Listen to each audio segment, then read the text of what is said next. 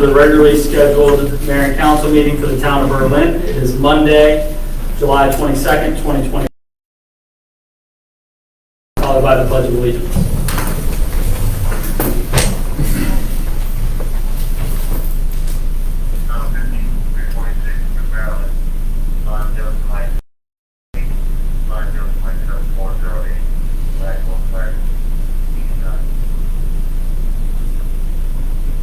Thank you.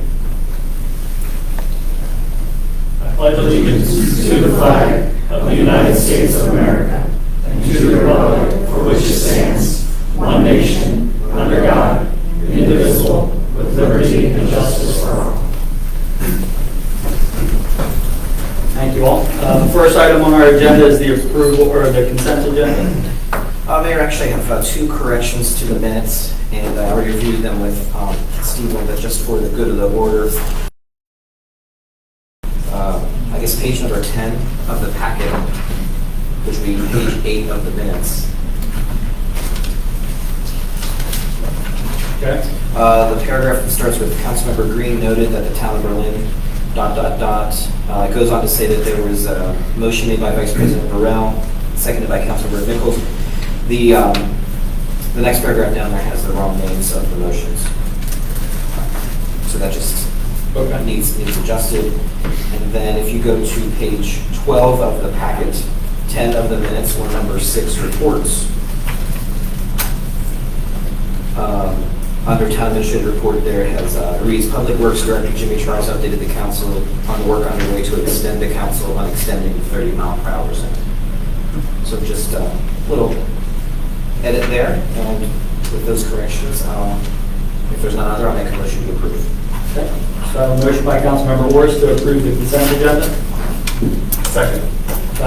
Second by Councilmember Green. All in favor say aye. Aye. All opposed. Let the record reflect that the consent agenda passes unanimously with the corrections mentioned by Councilmember Orris, with Vice President Burrell and Councilmember Nichols absent. All right, up next, agenda item number 2, which are presentations. The first is, we're calling them both up to the table together, correct? Or are we splitting? Mary? Either We way. can go both side by side, but how about both of you come up to the table together, so we'll have Haley Architecture and Becker Morgan Group. We might need one additional chair, if you want to. Thank you, sir.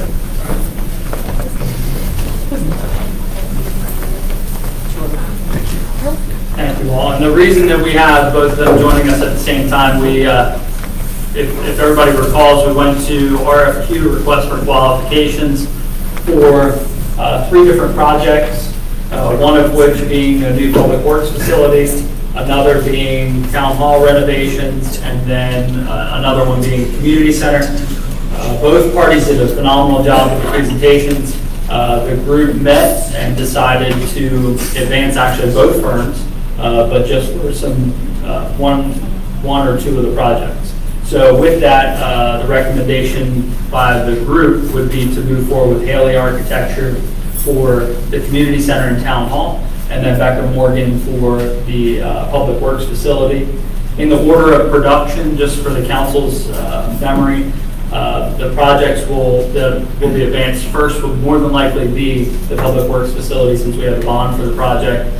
Jimmy fell in love with the project that Becker Morgan built over in Ocean City. So I think you all do phenomenal work, and Haley Architecture as well. So we're looking forward to both of those projects in Berlin. So if you want to just give a quick couple minutes of who you are, and if you have any material you want to share, go ahead. Want me to start? Sure. Just use the microphone if you don't mind. Yeah, just pull it closer.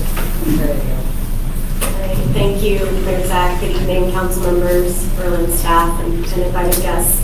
I'm Danielle Haley with Haley Architecture, and I really appreciate being chosen to proceed with these 2 projects. I do have a PowerPoint, and it'll be very quick, I promise. Just to give you a little background on me, I am born and raised from here. I have 2 children that go to school here in Berlin. My firm is just in West Ocean City, so I have really vested interest in this area. I am partnering with 2 larger firms from the DC, one's in Chevy Chase, one's in the DC area, to support me because I am a small one-woman firm. The other firms are SRA, they're the interior design firm, that's another small woman-owned firm, and then a very large engineering firm. And the nice thing about that big engineering firm is they have everything in-house, structural, MEP, geotech, landscape architects, you name it. So we kind of have this unique boutique, smaller firms that are going to be leading the project, and then this big powerhouse with a deep bench of professionals behind us. Again, the other thing that sort of we tried to illustrate in our proposal to the town is, although we are a small firm, I have personal experience as an owner's rep. For many years, I worked for Somerset County Public Schools as the supervisor of facilities and capital planning, so I understand what it's like to be in your seat and to put out RFQs and to hire firms like Becker Morgan to do these big capital projects, and I understand the funding challenges, I understand procurement and things like that from an owner's perspective that I think kind of is a little bit of a unique edge. I certainly have 18 years of architectural experience working in all these different market sectors, but I think that's just kind of something unique that I bring to the table. Oh, am I supposed to be clicking forward? I'm sorry. I'll do that. There you go. So again, most of my projects are here. You can see 90% of them are in Maryland, many of them right here in Berlin. Just the project approach, this is like Mayor Zach said, these projects are probably a little bit behind the Public Works facility just from a funding perspective. But our recommendation for Town Hall is they've got money, you've got money set aside. It's a pretty straightforward project. It's exciting, it's well overdue. And I think this will just have a pretty traditional trajectory of schematic design, design development, and moving into bidding and construction. Pretty straightforward. For the community center, we'd like to approach it by presenting a feasibility study. I had the benefit of attending one of those early community center planning meetings, which was awesome, but there was a lot of ideas thrown out there. And I understand we have a site, but we don't really have a budget, we don't really have a scope, we don't have a square footage.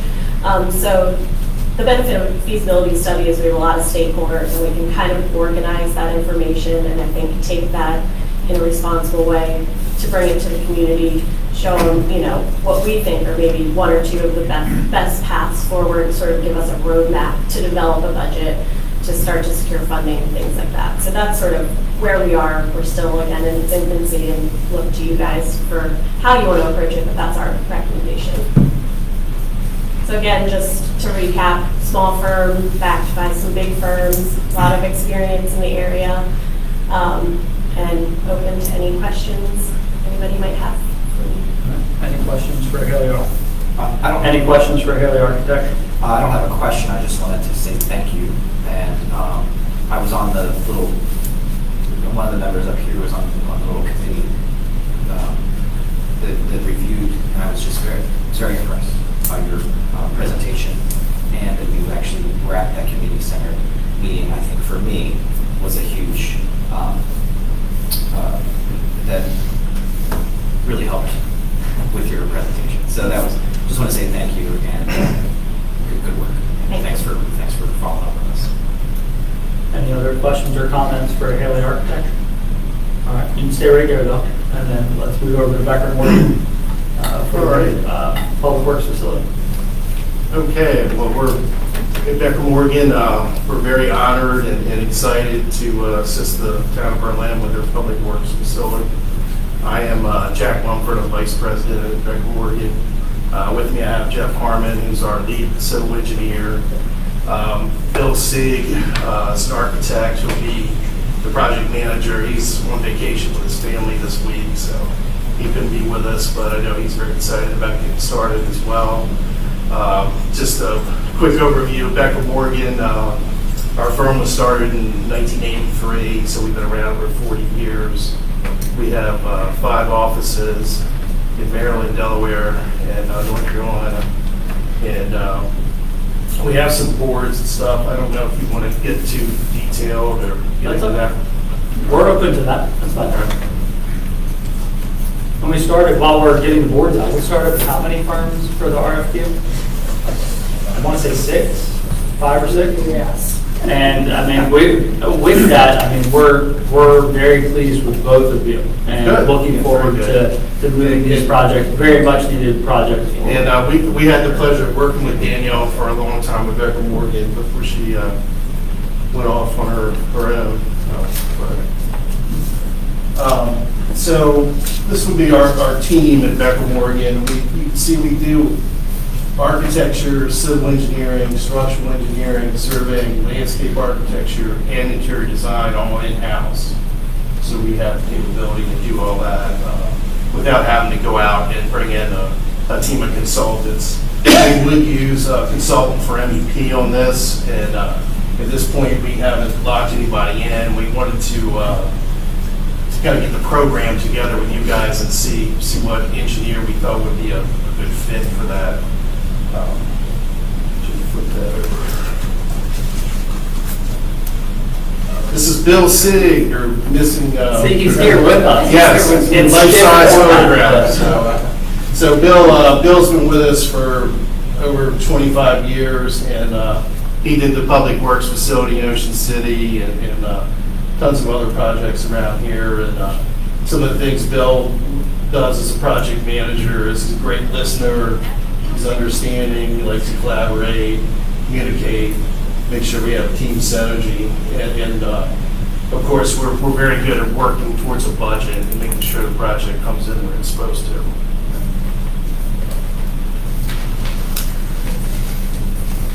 And then I think, do you want to try that? Okay, we'll let Jeff kind of run you through real quick. We'll try to be brief, but we wanted to give you a little bit of If you can just turn it, we've got a few on this end. Okay. Yeah, perfect. a little bit of info about some of the projects we've done.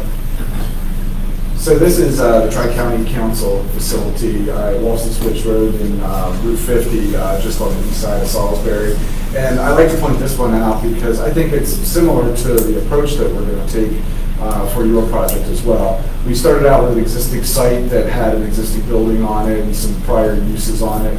And we met with the owners and we said, okay, what is it that you need to do? And they had a very long list of goals that they wanted to accomplish. So in this particular example, they wanted to be able to park their buses here. They wanted to be able to have a fueling facility in order to pump gas and fill up their vehicles. They wanted to have a maintenance bay. They wanted to have a wash bay. And so we talked with them about, the program. How do you operate? What are your goals? And so we came up with a plan, and in this particular example, they had a very specific process. The bus comes in at the end of the night, it drops the cash off from the cash box at the cash office, then they gotta go and fill up the fuel, then they gotta get a wash, and then they gotta go park. And so, how do you do that in a tight site like that and make everything work so buses aren't backing up into each other? And we were able to accomplish that for them with the circulation patterns there. We would do the same thing for you with your site. We know that there's some existing improvements there and there's a lot of open space that also there is to use. So we want to sit down with your staff and with your users and with the leadership of the town and find out what are your goals. And as Danielle mentioned, the way we start with that's a feasibility study to find out, okay, what do you need now and what do you need in the future as well too? What if we put something on a certain location on your site? Well, does that fit for what the future plans are? So those are all kinds of questions that we'll sit down with you and ask and talk about how that fits into your desires and goals there, and then we'll plan something to what you need there. And just for showing what we built architecturally there, this is the maintenance building that was there, and then this is the wash bay on the one end. And this is just an example of how we have glass doors on there, for example, letting in natural light helps reduce a little bit of their lighting load, a little bit nicer work environment where the guys could see outside, see if it was nice outside. So, just that was a desire of Tri-County Council, and so just a little touch we added for them. And, those are the kinds of things that we will discuss with your team about what you need for your people and how does that make that a good working environment for them. So.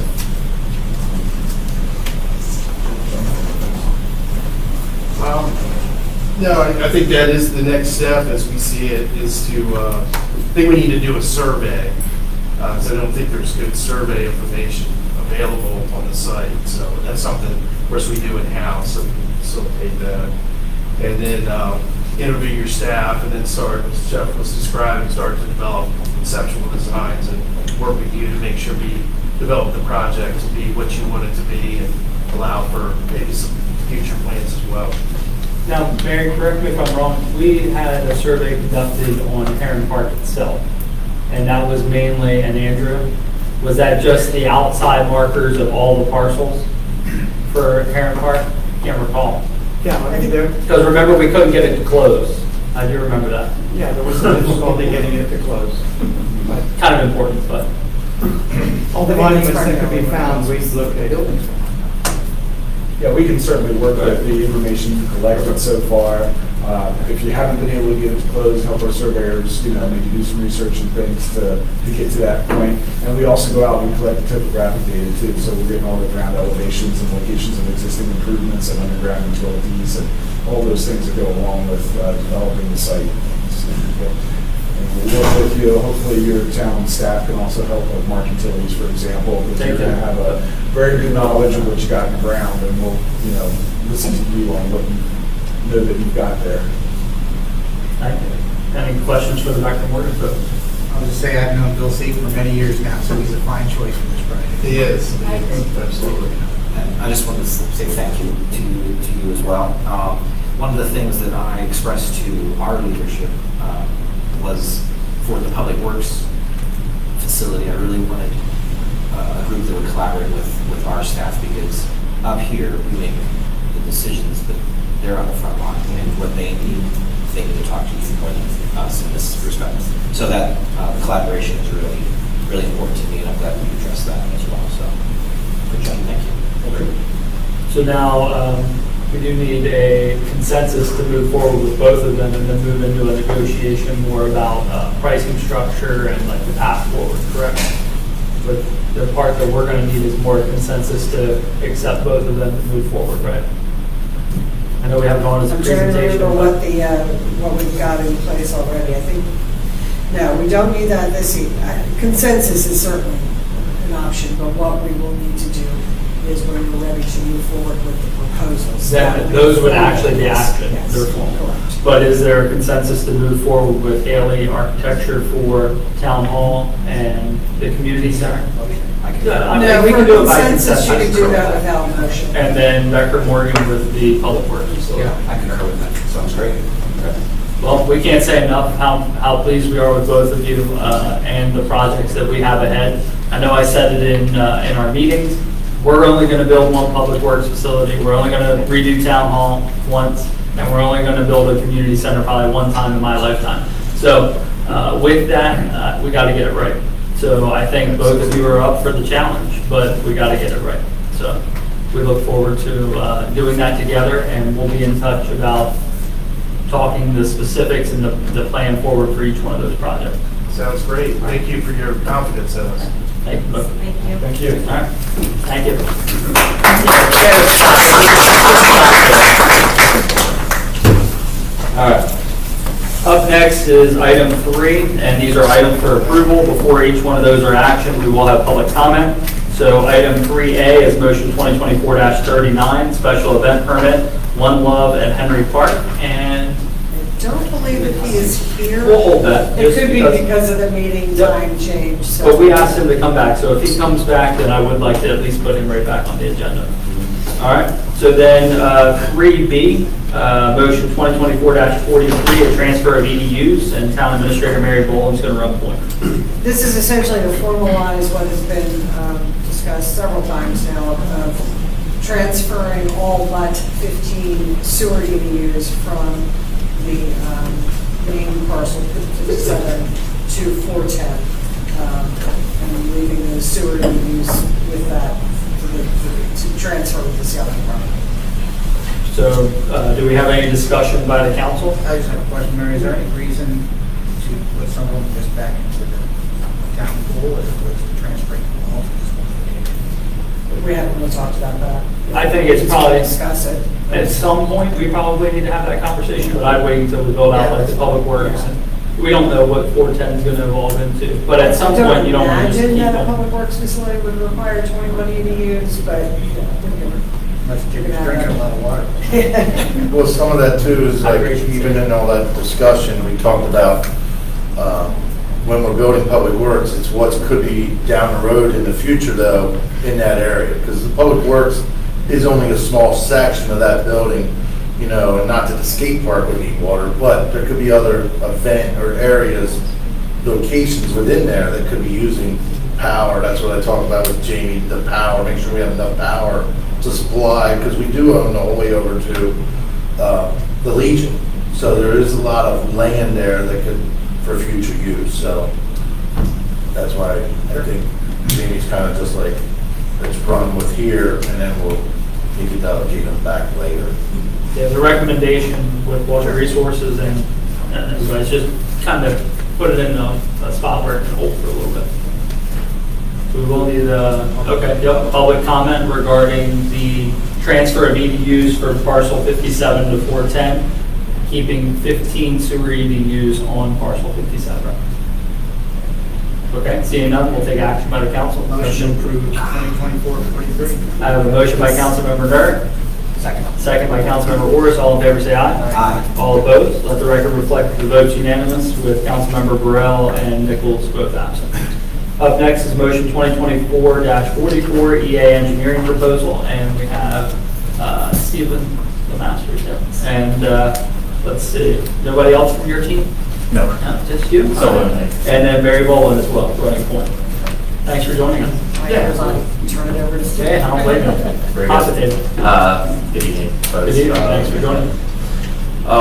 So what we have presented is a proposal to provide engineering services for conceptual stormwater management design. Kind of acknowledging that we have rounded out a lot of projects in the Hudson Branch watershed. We're kind of shifting focus to the Bottle Branch watershed a little bit more at this point. Today we've done a couple of smaller projects in that watershed. We're looking for something to kind of start substantiating or filling out that watershed to provide some sort of water continuation and management, reduce flooding, and kind of alleviate the concerns of the residents in that watershed.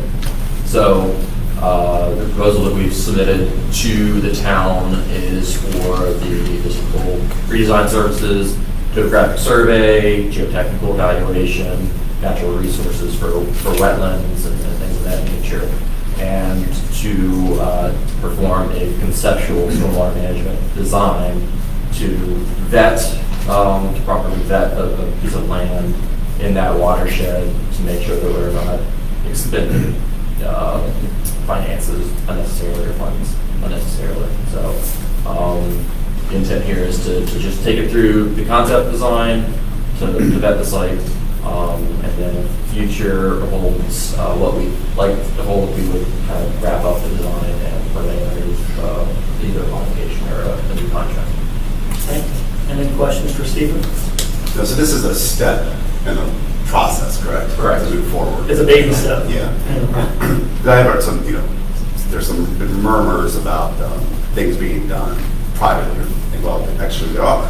This is being done privately because this is a larger part of the process that could involve the town acquiring or using it in different, acquiring in different means.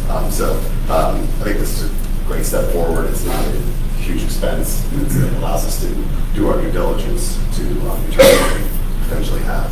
But then also, just so that everybody knows, like when we say privately, our entire group up here is abreast of what's going on. Right? It's just certain things when you're in this process, we can't always share publicly at this moment, but we can moving forward when that happens. Thank you for this as well. I also just want to it's a great proposal, and I just want to point out some of the internal meetings that we've had talking about stormwater throughout town. Planning for, I think keeping in mind the rate of 500-year event, things like that. And also, I did see it in here written down, which was great to read. Also, the input that goes into like the ditches that reach to wherever this area is, and checking those out and making sure that they're clear and graded properly and all that good stuff. So, great. Thank you. I really appreciate it. If you just keep those in mind as you just like Blue. All right, and then we'll open it up to any public comment regarding motion 2024-44. Seeing none, we'll take action by the council. Motion to approve 2024-44. So a motion by Councilmember Orris, a second by Councilmember Durr. All in favor, say aye. Aye. All opposed, let the record reflect that the vote is unanimous, and Councilmember Nichols and Burrell are absent. Thank you. Thank you all. Thank you. Thank you. Up next is motion 2024-45, approving this change, no RGN order, number 5 for a Heron Park demolition contract. And Mary Boland, if you want to Andrew up as well? And yes. Andrew, if you don't mind joining us?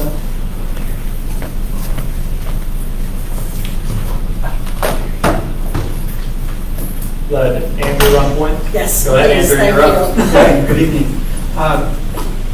Based upon some discovery during the demolition progress, it became apparent that there are some additional work items required to, to take the project to completion.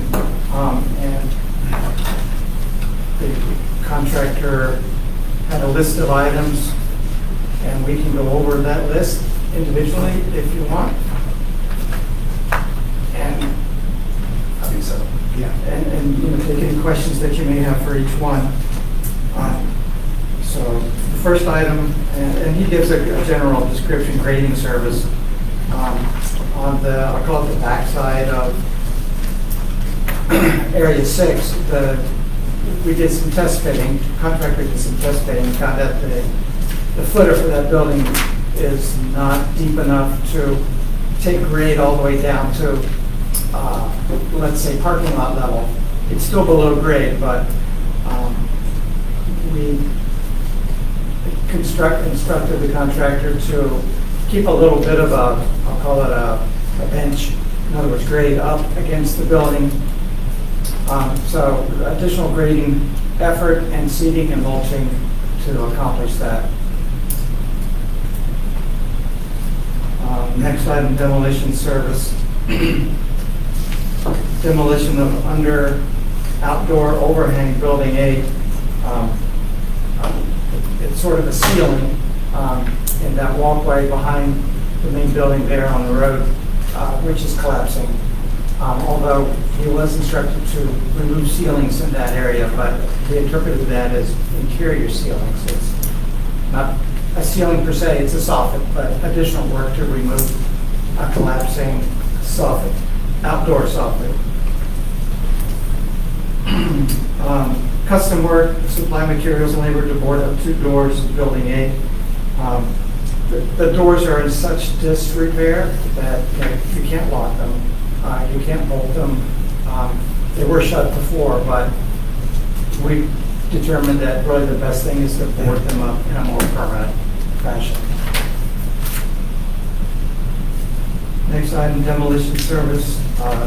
Demolition of 75 lineal feet of concrete curb along Area 6.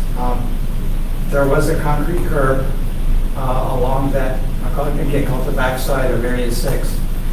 And the curb was not really attached to anything. It was just sort of poured in place. And when the slab was removed, it became unstable and needed to be removed. It's really part of Building 6, so it was not in his bid. So again, additional service. Demolition service, demo loading dock and walls, outdoor loading dock, Area 3. That was that building on the very back side. He's calling it loading dock. We defined it as building demolition, but I've asked him to remove that loading dock as well, just so it's a more uniform gradient along there. Demolition service, masonry veneer on Area 4.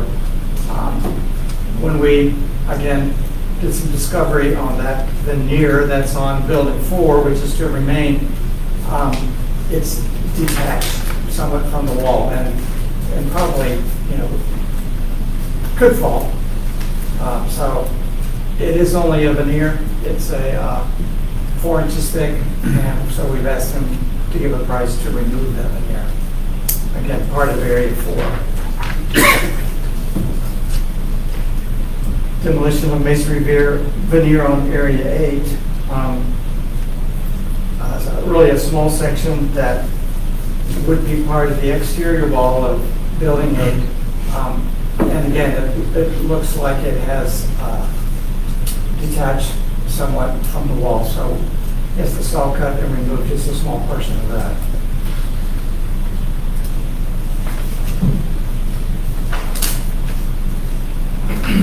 Large brush pile and a large entangled pile in the rear of Building 6.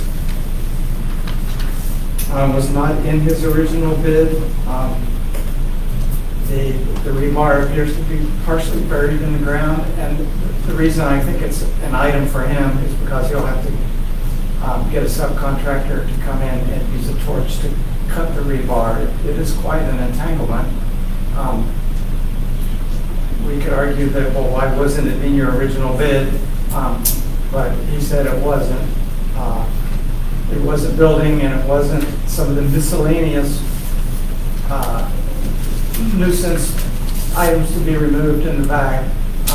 So to be fair, it wasn't in his bid. And I'm suggesting that we award that item as well. And then finally, well, that was actually both of those items, a large brush pile and a rebar pile. Total change order $27,995. So yeah, I agree. Any That questions should- for I think Andrew? that should have been in there as well, personally. I'm a little bit concerned as these change orders come in. We did put this out to bid. They were considerably less. But I understand we did that some of ourselves by adding a couple $100,000 to the work, I believe. But we have to, move forward. To the issue of the type of cleanup of these last couple of items, we did not require that at the time. We were concentrating more on the larger picture of taking the project down, knowing that if we had funding left, Right. that we could start to work on those kinds of things. And Sure. we do. So yeah, We are that's- still within the 500,000. Yeah, so I see that we are getting closer though, correct? We'd be at I can 375 actually give you. minus engineering fees. So just curious how this. This gives you the full picture of all the costs associated with the project. And as, if this change order is approved, we are still 68,000 shy of 500. Okay, so 68,000 shy of 500, including. Engineering, Includes engineering? yes. Okay. No, you want to say something? So I have to agree a little bit with Councilmember Green.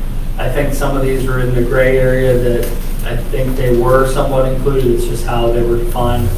And I'm okay with moving forward with this, but I just want to make sure it's clear that we're not going to nickel and dime the change order request by saying that maybe that wasn't included or maybe it was. I think that sooner or later we're okay with this, I think, but they should also know that it's not a piggy bank of 68,000. Not suggesting that it is, but.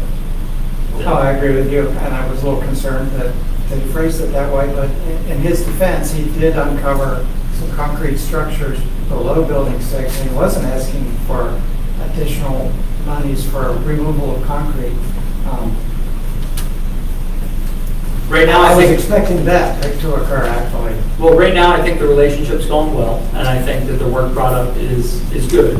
But I just want to make sure that as we see the $68,000 sitting there that remains, that we're not looking to have the question marks yield $68,000 in additional work. Yeah, it's not his piggy bank.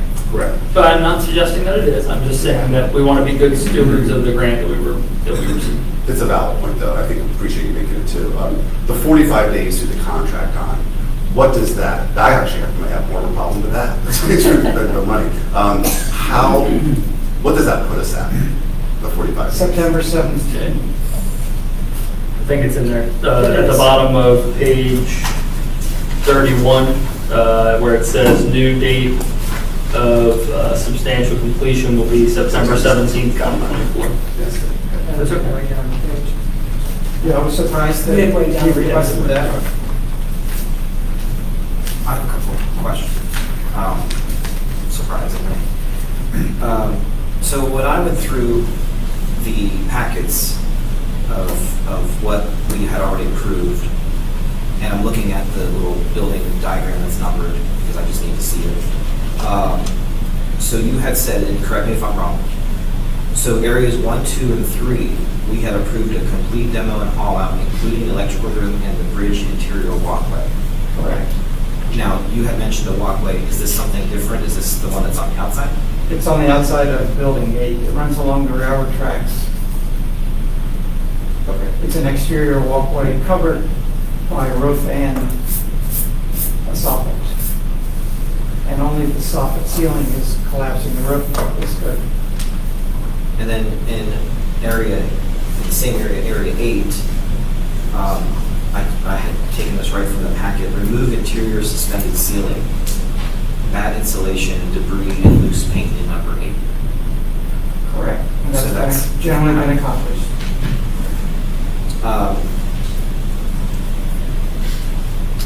Now there is, I guess I'm actually I'm glad that you're here because we're talking about Heron Park 57. What is the actual, we know that we're going to have 2 separate buildings at the end of this, but for the folks who are presenting later tonight, it may help them to have a better idea of what's going to be exactly left. Are you able to kind of, with these changes that are proposed, I guess what I'm asking is that really going to hugely affect what they want to present to us later? In terms of structure, I know you don't know the purpose, but Well, I can give some insight on potentially how much work is going to be involved in, repurposing the building in the sense of facade, but structurally, both buildings that remain are in fairly good condition, if not good condition, excluding, roads, openings, and things like that. so when I drove by this afternoon, which I guess would be the back of 7, which would be the back of 7 and 8, I believe, that's now open because the 1 and 2 have been demoed. Correct. Is that part of the plan then, is that going to be closed in? Is there a wall scheduled to be built? Yeah, they're currently constructing a foundation and foundation wall up to slab grade, and then a cold form stud wall to close that building in. We're calling it a temporary wall, to make it weathertight. Any more questions? No, okay, thank you. Any other questions from the council? The other part that I will ask is, what do you ballpark for facade? Just to get the buildings up and operational from a place where you can use the doors and close the door and lock it with a key. Oh, just in temporary. Well, yes, to get it to a point where somebody could say, hey, look, this is my shell that I want to repurpose. Well, all the doors will be either bolted or closed in, but you have a key to at least one door in building 5, if you will, and I'm not sure about access in the front of building 8. The old cafeteria area Yeah. and offices. Can we make sure that we have at least one functioning door for each one of them? I don't know if you have keys to the doors on the front of the office. If not, I don't know if the grant covers it, but we should at least have one way to get in and one way to get out. That's a Yeah. traditional locked door. For both The sets of grant buildings. the grant would cover it. I would think so. I already too. said that grant covers it. She just- Yes. So let's make sure that we have a working door for each building. Okay, and we don't necessarily have to have a demolition contractor do that work. There may be some work that we want to do, like painting, for instance. There's still a lot of graffiti on the building. Yeah. And maybe local forces or in-house can do some of that, but we're going to think about what contract we might let out to button this project up. Aesthetically, it needs to look like a shell of a building that is not graffitied and Dangerous. Dangerous, yes. Yeah, I would agree with that. Some of the graffiti on the Orange City Boulevard building will be covered up by the temporary wall, but I don't believe the other structure, since that graffiti now we all see, there'll be nothing done to that wall during this process, correct? So could we move forward with, I would love to see that covered up personally. I think it's, it's an eyesore, not just the building itself, but just get the graffiti off of that. Get it painted. I Should be would painted. suggest waiting until the contractor is finished before our forces go in and touch anything. Well, we could reasonably, could we use some of that $68,000 to paint Oh, and get yes, it ready? Because I yes. think that's getting it back to a point where it can be repurposed. So I'd like to maintain some of that fund balance there. Part of that wall will be coming down. Okay. That's that 4-inch wall that's just kind of hanging on. So that's where a lot of that graffiti you see from the street. That south facing. Yeah, we're hoping they're just gonna be able to go in and kind of pick at that. It's like a brick wall that was onto the block wall. Okay. So we're hoping that was one of the parts we talked about, because it was ready to come down anyway. So a lot of that graffiti we'll see from the road will be demolished with that wall removal. And then the inside from the cafeteria side, but from the north side of it, you can say, we'll take care of that, or we could take care of that. So if possible, paint a functioning door for each building. Any windows that are broken, it goes against our code to just board them up. So I'd like to have an idea of kind of what we have there. And if we have the funds, I'd like to see if we can get a window or something temporary that's not a board. Yeah, there are some windows, but some were just openings that were, conveyors that would go from one area to another, that right now under contract to close them up. It looked like they've been That's- boarded. So boarded is the route that we're going to take? At this point, I think so. I don't see a lot of sense in putting new windows in that whoever takes the project on. Can we paint them? And Oh, they sure, we look- can paint them to the same color as the walls, so they. I just don't want, I don't know how old. No, I understand what want it you're to saying, look but I feel like up. that's kind of sending good money. I just want it buttoned up, you know what I mean? Like, I don't want, at the end of the day, to see broken windows. I'd really Right. not like to see raw plywood. I want it to look as sharp as it can possibly look. It's going to look pretty rough. I understand that. It's Right. true. I'm not It's thinking that we're demolition, gonna, it's. I'm not thinking we're gonna end up with something that looks fantastic at the end, but I'd like to mitigate the roughness if we can. Watercolor, not Sistine Chapel. Mitigate the roughness. Mitigate the roughness. Just paint it. Yeah, I think that's the best. The best way we can make it look nice with the available funding that we have. It's a reasonable and not wasting funds, but, Right. And if you don't spend the money, it has to go back anyway. So I mean, yeah, but I don't want to just drop the money aimlessly, but I would like to make sure it looks. I mean, no one's gonna say, hey, that looks so much better. So Andrew, I have one more question. Go ahead. So I understand 45 days is what's being requested by the contractor. I'd like to see that reduced, frankly. Do you see that as a possible avenue? Because what I've noticed with the project is they're on site, doing a lot of work, and then there's windows of time where there's not much happening. I think there's sometimes considerable amount of time. I don't want to micromanage it, please, but I just but can't help but look at it every day and see it. So would you feel like it would be appropriate for us to kind of push that forward a little bit, that timeline from 45 days to 30 days? 30 days. I want to see what the group here. Well, I agree. I do agree. Originally, I believe this was anticipated to be a 90-day project, I believe, after signature. Right. We've added a lot to it. Yeah, no, I'm not, please, I'm not being critical, I'm just passionate. And it's, so if, I agree with Councilmember Green, can you, 30 days is doable? I don't know. I'd like to see it reduced as well, and I talked to him about it, and his issue was finding dump trucks or haulers. He's able to demolish a lot and get things ready to haul, but was having a hard time getting truck drivers to do the hauling, so That's the way you presented it to me. I'd like to see 30. Yeah. I thought it seemed a little excessive. The 45? Yeah, I thought so. Thank you. The other thing is, Andrew, they're clear that we do want all the debris cleaned up to the perimeter of the standing building, correct? Like, we want no debris across 57 except for inside the perimeter of the two standing buildings.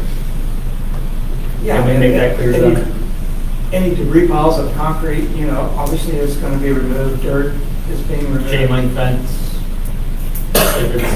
Is there a need to keep the chain link fence on the side by the railroad tracks? Along the railroad, yeah, that wasn't part of the project to It's not. remove the Okay. chain link fence.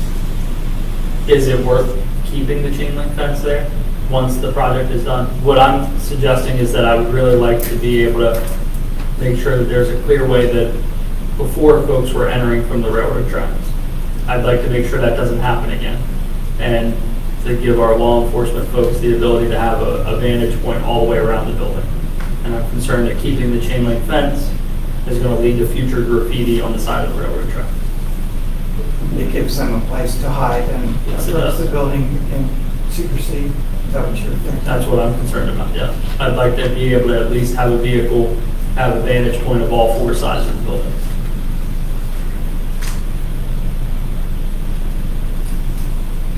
That would be a change order. It would be a change order. I'm open, I don't know how you all feel. I mean, This is I don't want what to we come back with discussed some weeks graffiti. ago. We did not include the cleanup of the existing area in the original contract. That was part of what we discussed, because the priority was to get the buildings down within the grant. So if we are adding the cleanup of those things that existed prior, it's going to be a change order. I'm open to figuring out how much that is, because I don't think we should keep debris scattered around that's not, the buildings need to be clean, and the perimeter around those buildings need to be clean. And I also don't want to come back, I don't know what our pathway is going to be with Hanna Park, so I'm really trying to pull that off to the side and focus on making sure that we don't come back to having graffiti on the side of buildings or places where we don't have a clear vantage point. I understand. That's my concern. And I heard some of you up here also express that concern when we were walking through those buildings of, hey, this is what's happening here in something that the town owns. And I want to make sure we don't have that happen again. Could you argue that the chain link fences offer you some sort of security as well? I mean, it's a It's not working continuous to fence. present. It's not working. It's not work to present, Yeah. because they just don't, folks just don't put the chain link fence. So, Yeah, there's accessibility. Let's see where it is. oh, well, yeah, that's true. I shouldn't say jump. Let the women- I guess I'm not understanding. If you remove the chain link fence, so that's going to make it that much more open. Well, right now, folks are able to, right now, people are able to gain entry into that area. And it has yielded what we have currently. I think tightening the buildings up, great, but it's not going to prevent graffiti from occurring on those back sides of the building without being able to see what's going on there. And the chain link fence isn't going to allow us to do that. I don't think. You're talking about making sure that law enforcement can get Public back Works, there. even with just a a set of eyes Okay, periodically. that is clear. But I don't want them, I also don't want them to have to get out and unlock something to be able to see that. Right. I don't think that's, especially in the evening, I don't think that's reasonable or safe. You, Chief? Both issues or situations have their problems. So again, until the whole site is cleared, it's always going to be a problem, unfortunately. I'd be interested, personally, seeing how much it would take to clean up everything to the perimeter and to take down the chain link fence so that we're able to have clear vantage points of all sides of the building. We'll price it. It's totally out of reach. I'm willing to talk about the price, but to me, I think that if you take down the fence, isn't that a crime of opportunity? I mean, That's kind of what I was thinking, but I The fence is there, understand what you mean by the yeah. access. I mean, the fence is It's there, in if you there jump now. over it, you're trespassing. If no fence, you're on it, you're still trespassing. There will be more opportunity to access the buildings and to the rear from, from the front sides now, that building 1 and 2, we now have a corridor that you can easily drive back there, although it's not going to be paved, it's going to be grass. If it's drivable and it's compact, that we have a vantage point, I'm open with that. And then the chain link fence, in my opinion, may not have to come down. But I want to be able to see all the sides of the building to make sure that we don't end up back where we're at now. Well, let us get our eyes on it, everybody, to take another look. Once he's got the final dirt pile and concrete pile out of there, which I was there today, it looks like he's getting pretty close. If it needs to be stabilized with stone so that the vehicle can, access that area, that's a possibility.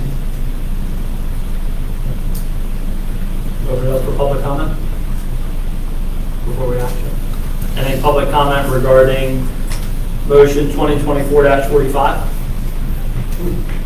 All right. Seeing none, we'll take action by the council. I'll make approve. All right, Jay. Motion to approve 2024-45. So a motion by Councilmember Merritt. Excuse me, Yes. you understand the motion says 45 days added to the contract, right? Thank you. I was just going to say, would you amend it? Yes. With the change of the date. 30 days. 30 days. 30-day. If the contractor comes back and says, it has to be 45.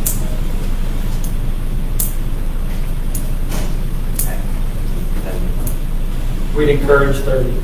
But we'll say 45 because we really, you going out there to do it?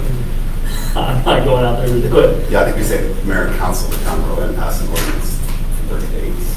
I hate to say it that way, but I just feel like, or that would be your answer, I guess, me, pass it over here, that would be my answer to that. But.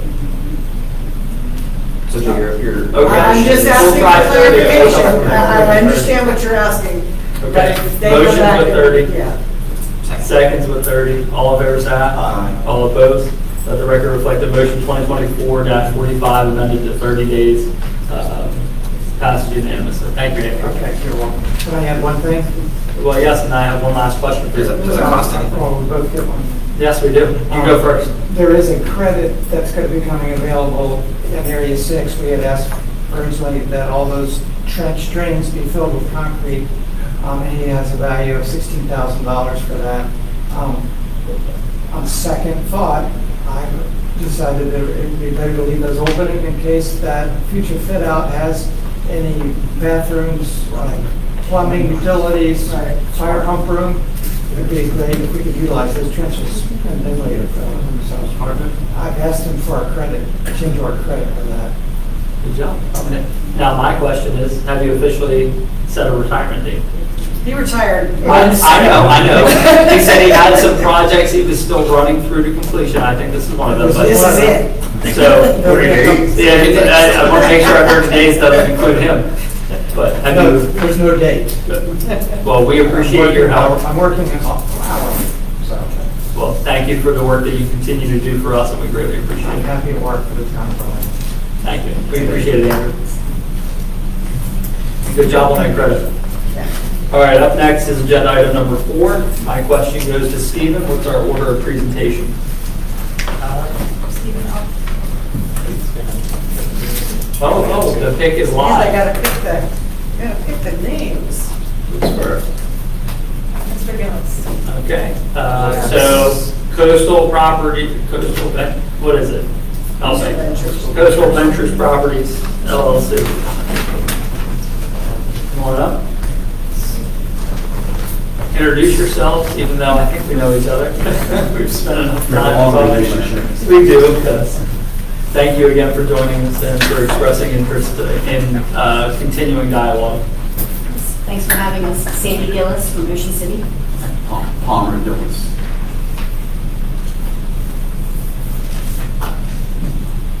Thank you. Go ahead. Just kick it off with your letter, and you can just walk through it, and then we'll open it up for dialogue. Yeah, well, I mean, we presented a letter to match the deadline, which I thought was required. I believe there's 2 people who met that deadline. We want to start off by acknowledging David Englehart's passing, and we appreciate him and the work he's done for the town. about a year ago was council president, vice president Burrell saying that we needed to determine the uses. And I think that's kind of where we left things off. And we're kind of a little bit vague as to what the uses might be, what the cross easements, what the parking requirements are. I mean, we're unsure of what the town is wanting when they seek a prospective developer to engage with the town on a dialogue. So we can start off by saying that when we left here a year ago, I think the town was presented with some comments about the demolition.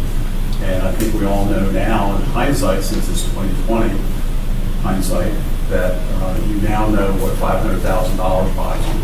So I'm trying with that comment to validate the fact that what Planning Director Engelhardt reported, what we reported, and some of your other folks have reported, that you have another $1.5 million worth of demolition on that site. Maybe it's $1 million, maybe it's 1.2. So what we're trying to understand is the path forward.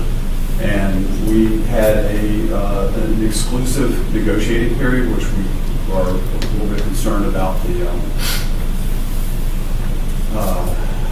violation of that. I mean, we think that there was some stepping into violating, that exclusive period that we were supposed to work. There's a lot of work that's left to be done on this project, and we've tried to outline some of them.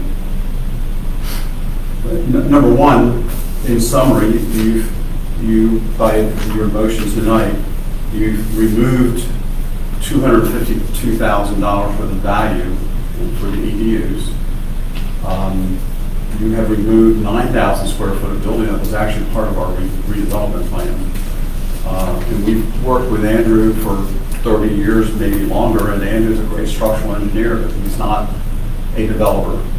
And respectfully, the removal of one of the buildings back there and now potentially the loading dock was actually a piece of the puzzle that we were planning on using. And we reached out to the town in May, early May, and I understand that you can't respond to me, so I get that, but I feel like I have to ask the question, why? We saw nothing structurally wrong with that section of the building. You're discussing tonight the parking lot, leveling the parking lot. We were actually planning on using that for ADA access, like we did in our project in Easton, where we removed 50,000 square foot of buildings to create our redevelopment plan for topographically. So anyway, so we're here tonight, and we appreciate it again. One of the key components of this is that you have no planning director. So you have a moratorium on zoning issues, which will impact this project to the extent that one of the things that we will have to have is a rezoning of the property. That's paramount. What it's going to be rezoned to be, we don't know. We know that you have a goal for the skate park, the retention of Heron Park as it is and properly developed, and the Public Works project. We also know, having met with State Highway on this specific project, that of the 4 entrances that are there now, actually you could almost call it 5 because one of them sort of straddles the other. You're going to be reduced to probably 2. And when we highlighted on our letter to you, item number 4, we have to work together on this. We can't deal with State Highway with, they're going to do this, they're going to do that, we're going to do maybe this. We have to work together, because this is one of the major expenses on this project is a $300,000 to $500,000 state highway entrance. And that may sound like a lot of money when I'm showing Sandy the project we've done other places where there's $500,000 sitting there for a highway entrance. It's hard to believe sometimes. But we have to do a traffic study together. This property cannot stand alone without working with the town. We've got to work with the town on that. We understand you've taken away $252,000 worth of value. If you remember, going back through time, you guys selected Natelli as your preferred developer because this price was $100,000 higher than our price. But it also required demolition and removal of all structures on all three parcels. So I think now what we know, again, we look in hindsight, 2020, that we know that's probably closer to a $2 million expense. So you've made a decision, fortunately, I think you caught on to that and changed your perspective along with some input from the citizens of the town. I've tried to review the demolition contract and we've been able to ride by the site often. We're just not quite sure what the scope is going to be as far as what's going to be left. So I think, I don't know if we've spent our 10 minutes here, but that being said, we understand that there's a project here to do. We were excited I was looking back through my files back in 2021 was the first time that I made a sketch of the demolition plan. April 8th, 2021 was the first sketch that I had made of the demolition of that. So we have quite a bit of background with this project. So I'm as anxious to hear from you guys as you may be from us, because we don't know what you want. And I think coming back full circle to Council Vice President Burrell, what do you want? I think any developer would ask that. And not knowing what's going to be left at the end of the day, September 17th or whatever date may occur at a later date, or now September 10th, I guess it is, depending on how the motion carries. Right.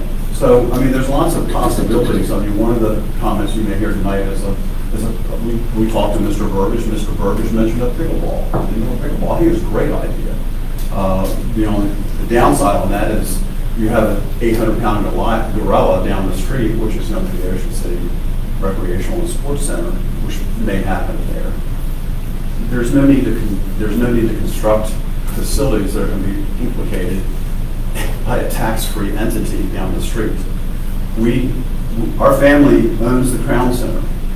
The same management company that manages the Crown Center is the consultant that's being hired by the town of Ocean City for their project. So I think that's a great idea. It just came up in casual conversation, but we think that's a great idea. But you got to be careful about where you're going to be going forward.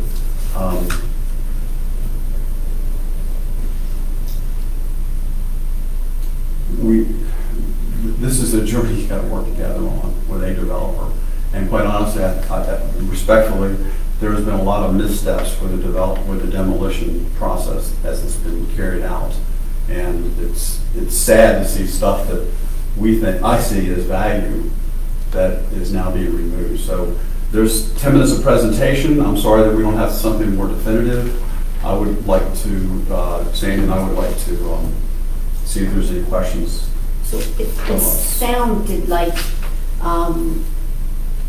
everything in the back, other than the two buildings, all of that is going to be cleared out, right? Behind the stockade fence? Well, no, they didn't say that. Like the whole lot will be clean? The goal would be to have that. I think we've expressed that many times up here. I think that that's absent from the current scope of work. That's correct. So I think we would like to see what that would cost.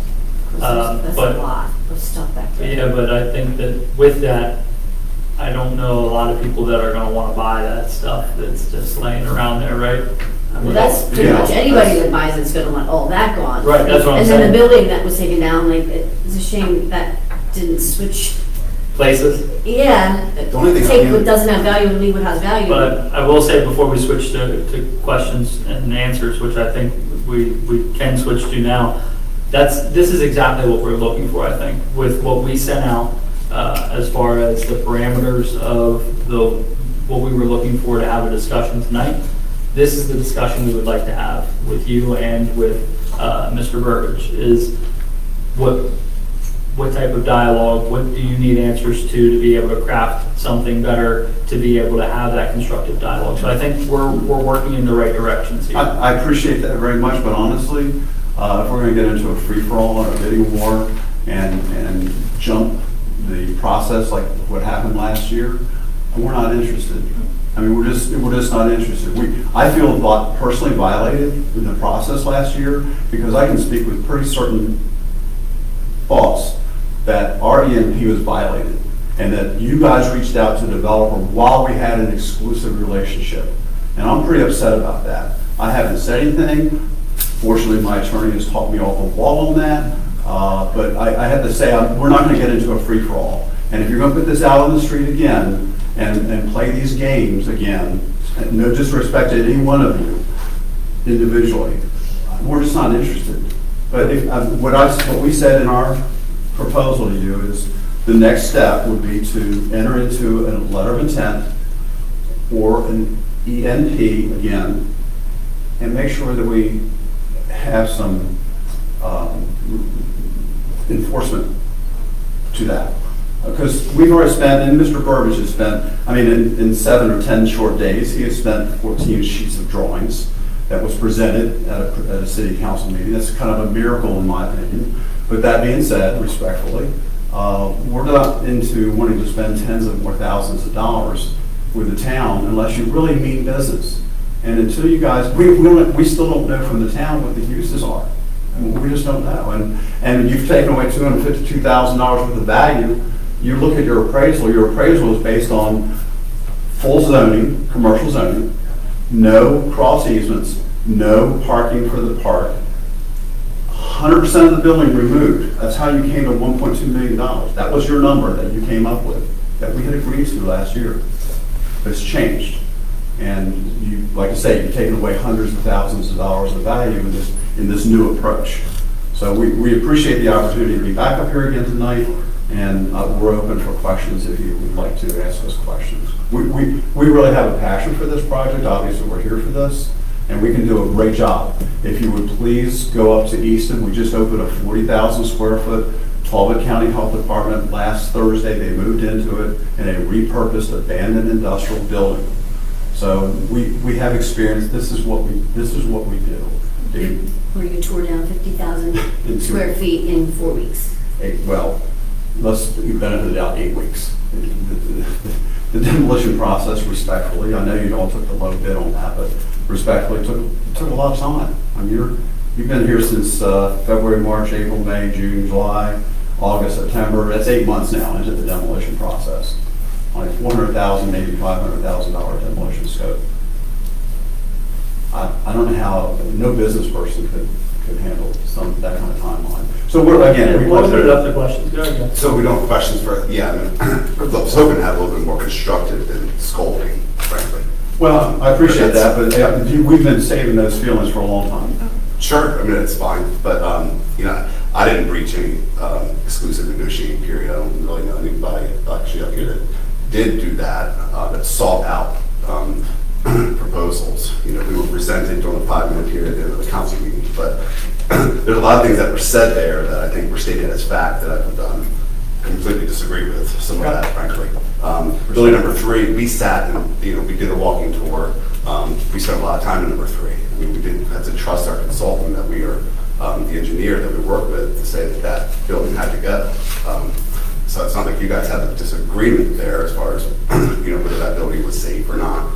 We have a contracting engineer that we worked with that told us it needed to go. So that's that. But as far as questions, what we want, I thought we were clear last week when we said what we wanted, but I thought we opened it up, actually, which was what I was hoping we would have been a year ago, frankly, that we are pretty much open to everything except mini storage, chicken processing facility. What am I missing? We took out the no retail, no restaurant.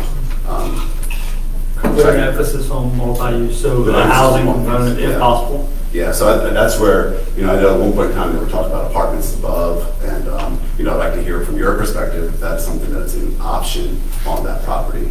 But I really was hoping it could be constructive. And I understand, look, you have a reason to have the feelings that you expressed. I understand that.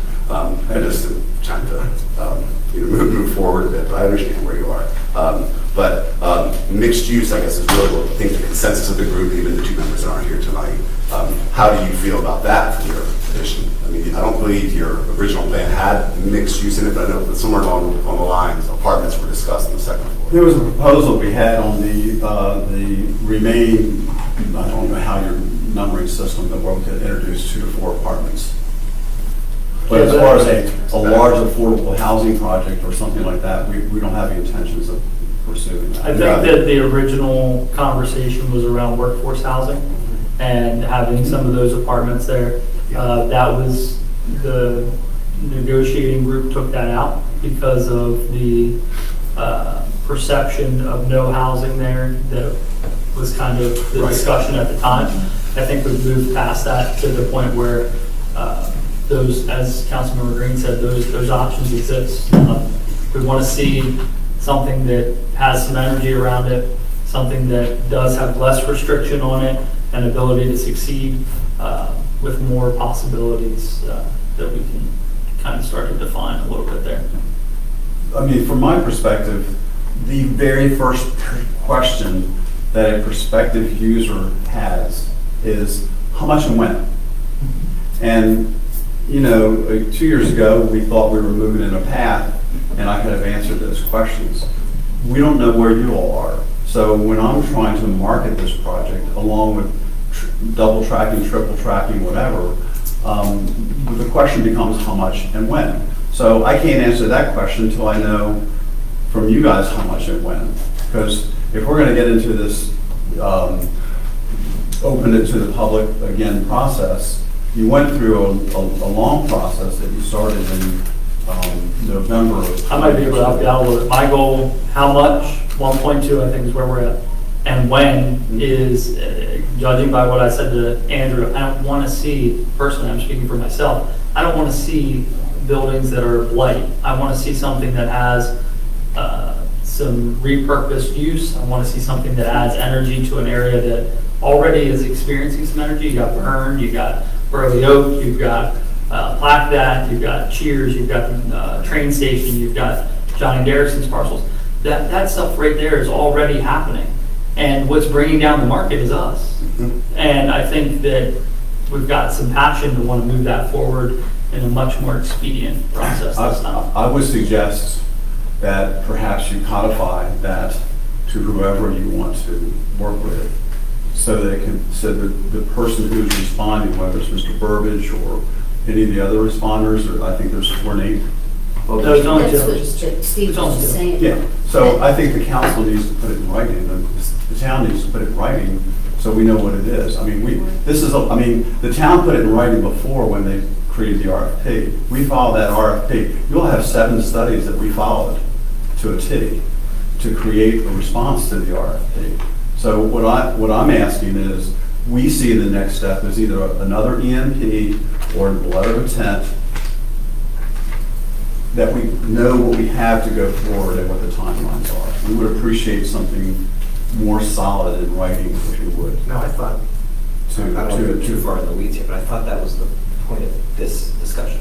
Well, again, you have the price, you asked for you talked about the price. Mr. Gillis. I Yes, thought I'm that sorry. they did say that in everything except what Steve was just saying, no chicken plants, Yeah. no storage, restaurants, retail, housing, offices.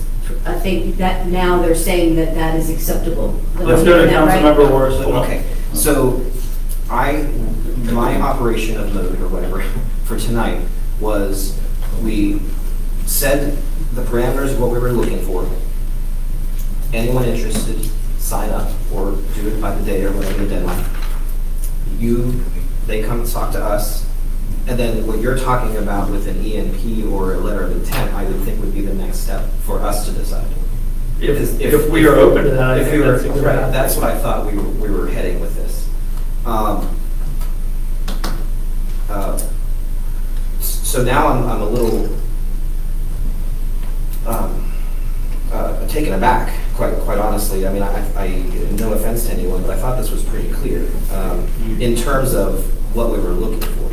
Parcel 57, multi-use, no storage facilities, no, I know we're kidding. No restrictions. No restrictions. It was restaurants. What we talked about, restaurants, retail that complement downtown.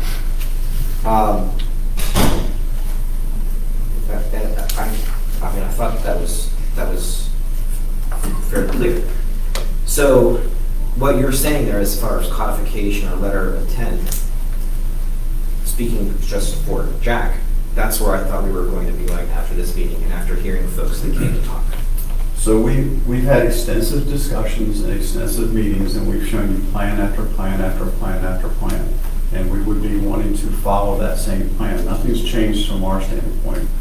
So if that's the position the town would want, then maybe Mr. Gaskell could put that in writing and the council members sign it so that we have some validation as to what the town is representing. It's nice that it's in the meeting minutes and in the request, but we purposefully did not put a price down because I don't want to get into a bidding war. I don't have time for a bidding war, and I'm sure Mr. Burgess doesn't either.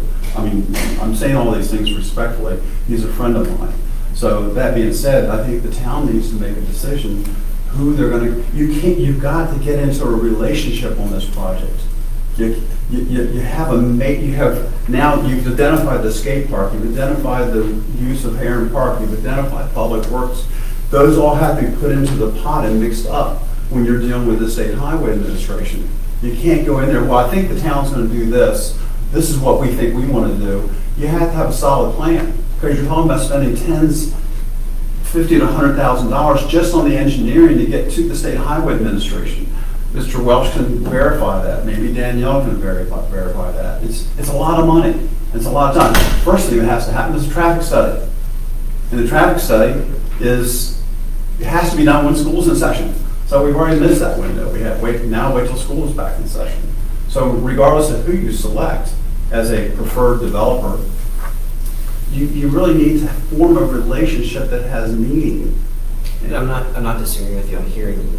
What I understand what you're saying is I understand. Okay. But to me, that was the next step in this. But that's just how I'm interpreting it. Then let's get an agreement together, and whoever you guys decide to work with closely, it has got to be a relationship. I don't know how else to say it. And you're looking at me, but I'm hearing you. No, because you're the one talking. And I think that what you've laid out, Councilman Forrest, is a logical path forward that I hope that we can get some consensus around.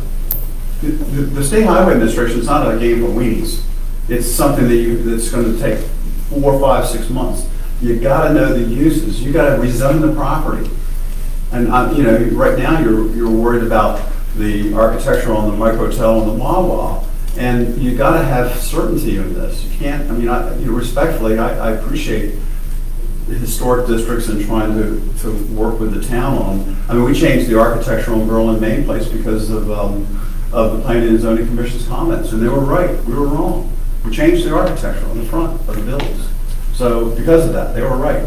So you got to have something that's with certainty. And you shouldn't want to spend money, and we don't want to spend money with State Highway to get past this process. We're going to be down to 2 entrances, probably. One main one that will serve the skate park, the Public Works facility, and Heron Park, and our facility, and possibly even the Croppers facility. And then hopefully we're able to retain an entrance next to the railroad tracks. That would be our goal. So. Are we taking a pause for a moment, Chief? Good. Okay, I didn't know if it was going to get lined up. So I sincerely apologize if it sounds like scolding. Sometimes after a year goes by, you have to go backwards in time to figure out where you've been, because the only thing that's new is the history you don't already know. And with that said, we have to report the history to get to a point where we can go forward. I can also say that I'm also a little over Heron Park. Like, I want us to define a plan. I want us to follow a plan. I think we keep kind of on, what do they call it? What's the show? circular firing squad? No. What's the one where you go back and it's the same thing again? Groundhog There you Day. go. Thank you, Groundhog Day. Return of the living dead. However you want to sum it up. I haven't think Groundhog I Day. like that moment. All right, Councilmember Nur. Yeah, I just had one question. I don't think rezoning to the specifications that someone needs is an issue. I think I'm sorry, I can barely hear you. I don't think rezoning to the specification any potential developer wanted would be a problem. So I think that could definitely happen. The one question I have for you is, in our last meeting, we talked about the possibility of mixed use. Would you be interested in adding a housing component to your plan? No, Definitely not? no. Apartments? There's not enough land there. I mean, if you're going to repurpose On the 40. second story. No, no, it's just functionally doesn't make any sense. Now, would there be workforce housing or 2 to 4 apartments? Possibly, but if you look at my history. You better come and say it, Laura, again. What's right? Look Yeah. at a couple of apartments. Yeah, okay, well, I mean, we presented that at the meeting last year, so yeah. Oh, you gotta go home and say it. I thought he was talking about a large housing No. project. No, I didn't say large house. I said On the second story. some kind of housing. Not on the second Or floor. not on the second floor. This parallel is 2-story on the east side. On the east side, we have it hashed, we presented it to the mayor, city council last But year. we also don't want to compete with downtown, if that's an issue. I mean, if that's a concern, there could be, professional center or something of that nature. So, If you look at, respectfully, my history as a developer, it's 3 million square foot of professional offices. So we were trying to step out of that box and engage in something exciting for the town, being respectful and mindful of the downtown. As I've said, and I'll say it again, there is no one that's more mindful of the sensitivity of downtowns than this person sitting here at this table. And it's me, with 40 years of experience doing that. That being said, we could see 2 to 4 apartments, but I don't see a large housing project. yeah, I don't think that's what you're. And as far as rezoning, that's a 90-day process. I mean, you just don't flip a switch and rezone it. You got to go through a process. And again, how much and when will it be rezoned to multi-purpose? I mean, downtowns are typically, traditional downtowns are zoned multi-purpose. And I'm assuming that that's what you want to do for this property. It would be consistent with the B2 zone? I can't, don't ask me. I can't hear. Ask David. Don't ask me tonight. Yeah, that's the most wide. Yeah. Right, that's the. The broadest. Can't remember if it's B1 or B2. So is that enough clarification, or, like in summary, we basically, what we talked about a year ago, possibly adding a couple of apartments, no entertainment venue, that may distract from downtown if that was an issue, and professional offices, and, we're flexible on the restaurants or retail. I mean, if the downtown, if it's going to be a problem for downtown, we don't have to have that. I mean, the opposition a year ago was, you don't want to compete with downtown. I totally agree. So, I mean, and we had proposed restrictions, self-imposed restrictions, a year ago, up to 7,500 square foot of food services or restaurant, retail only incidental to a function, but whether it's selling t-shirts from a restaurant or a esthetician selling skincare products. Those were the restrictions that we outlined a year ago. But that's how we see it now. With the demolition of the third building, I walked through the building. We built that section. Yes, maybe the 40 to go, but the building itself, the roof structure. Also, you guys don't even know this. I have a video of me up on the roof with a roofing consultant. I know that building, so I saw that as valuable space. And now lowering the level in the space between the two buildings, that kind of takes away from the topographical. All the buildings there are loading dock height, so you have to get to them. And one way of gradually ramping up is like we did in Easton. We used the existing loading dock height building to its own advantage. We reuse that. So I'm sorry I'm rambling on here. I really get a tendency to get bogged down in the details. That's just who I am, details. But if there's any other questions? Well, that was in the uses we proposed last year, was a fitness center or something that we could actually weave into the park. And I think that right now, and correct me if I'm wrong in summarizing this for the group that's here, we're open to those different types of uses. So I think that what, to Councilmember Orris's point, I'd like to see if we can get to somewhat of a decision. So I think if there aren't any more questions for Palmer and Sandy, we'll move on to the next, but Okay, please perfect. stay, because I think that there's going to be some follow-up afterwards. Okay, awesome. Thank you for your time, and again, I apologize if I wanted to report history and bring us back to where we were and then hopefully move forward. Thank you. Thank you. And then up next is Jack Burbidge for Samantha. Thanks, Steve. Hello. I am not Jack Burbidge, but I No, will you play are him not. on TV tonight. Oh, what's that? I am not Jack Burbidge, but tonight I play him on TV. Hey, that works. Wanted me to bring everybody a copy of this. You can just hand them to Steve if you want, you can pass them down. This one's, they're all the same. Thank you.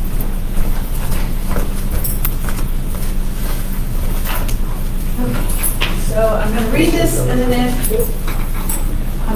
this and then answer any questions you may have. Okay. To the Berlin Mayor and Council, since you decided to sell Lot 54 at Heron Park, I have a few thoughts and questions I would like to share with you. I am sorry I cannot be here tonight, but I have asked Samantha to read my short message. I am interested in the development of Heron Park and thank you for the opportunity to participate. First, I think you should reconsider your plan to sell. I feel you should plan the entire park before you sell off one parcel. You would not build a home with just the design of the kitchen and decide on the rest of the house later. Please don't sell a parcel off and then wish you had it back when you come up with a better idea. Second, may I suggest that you listen to the interested parties and what they have to offer before you decide what you don't want in the park. I am referring to storage. I have provided you with an approved plan from Worcester County that we have for storage on Route 611 and elsewhere. The units can be made much more elaborate to fit the theme you wish to carry out. I have attached sketches for your review. Most importantly to me, I ask that you ask yourself why downtown Berlin has been so successful. I feel it is because the mayor and city council have always supported downtown, and we have not had a large multi-store retail shopping center built within the town to take away from our downtown. 40,000 square feet of shopping space would be a large new shopping area for Berlin. Look at Salisbury, Selbyville, Pocomoke, Easton. All these towns had a thriving downtown at one time. Then the business center splintered and they slowly deteriorated. That will happen to Berlin unless you protect it. We need stores in the new center that will not compete with downtown. I feel we need to find a way to deed restrict the property. If not, what happens when the developer sells to someone who does not care about Berlin as much as he or she did? Downtown is thriving during the summer and at Christmas, otherwise they are working hard to make ends meet. Many merchants have mortgaged their homes and their life savings to have the American dream. A business center divided in a small town will not stand. Just look at the above towns I mentioned. Also, I think the Town Planning Commission and many townspeople do not want the town to grow outside of our present limits. They want to keep our small town atmosphere. You cannot grow the business sections and not grow the residential areas and still have a strong downtown. You own Heron Park and you have the right to say what will go there. Please consider many ideas while keeping a vibrant downtown strong in mind. I feel you need to give potential developers more than 2 weeks to come up with their ideas. Many people need more time to correlate their ideas. There is no way they can present idea plans tonight. No architect can design a plan until he knows what he has to work with. And we do not even know the size of the buildings that will be left. Besides, is the demolition even complete? What are the sizes of the existing buildings? I personally would consider putting pickleball courts both inside and out one of the buildings. May I suggest you put a pause on the sale until the demolition is complete, you know the size of the buildings, and you have decided on a plan for the entire park. I was raised in Berlin, and I have had a Berlin address all of my life, and I really care about the future of Berlin. I am afraid you could make a fatal mistake for downtown unless the rest of Heron Park is well thought out. Please take a little more time to think this out. Thank you for your time and consideration to this important matter.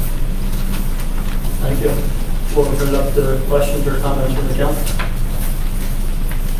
Samantha, thanks for coming. This question here, the elevations that we're looking at.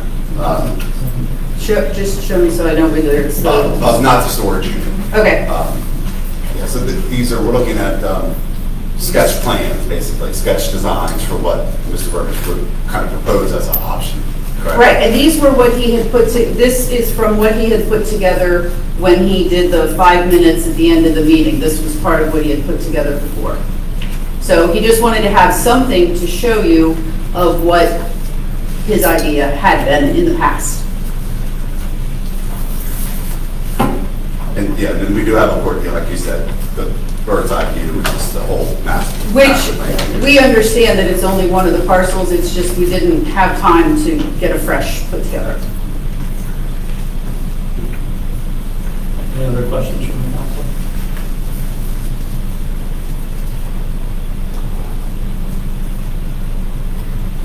Are you good taking a look at the documents, or do you not have a question? Okay, that's fine. Just give us 1 minute. Samantha, we're on 611, it's the storage facility. It's a, do you know where Sunsigns is? Yeah. Cross street. That's where that one was approved for.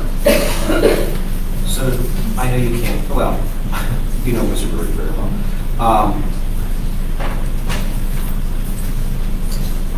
Does he have an idea for anything on just 57?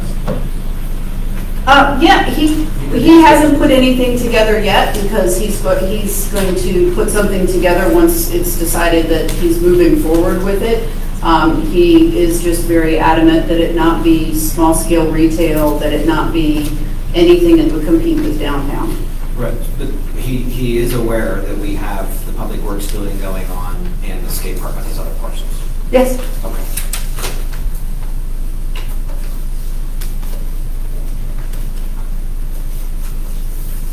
Are you all still looking? I mean, I think we should be asked the same question. Is he anticipating in his 57 only design housing?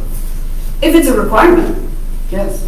I mean, he would do some sort of housing. I mean, we haven't put it together with housing on it. It never got that far because he only had a 15-minute presentation to you guys a year ago. So he hadn't gone the whole way with designing the buildings, and he doesn't know what the buildings are. He doesn't know what square footage A or B is going to end up being. He doesn't know what structurally they are. Can they handle a second story? So there's a lot of information that has to be figured out before you can go that far.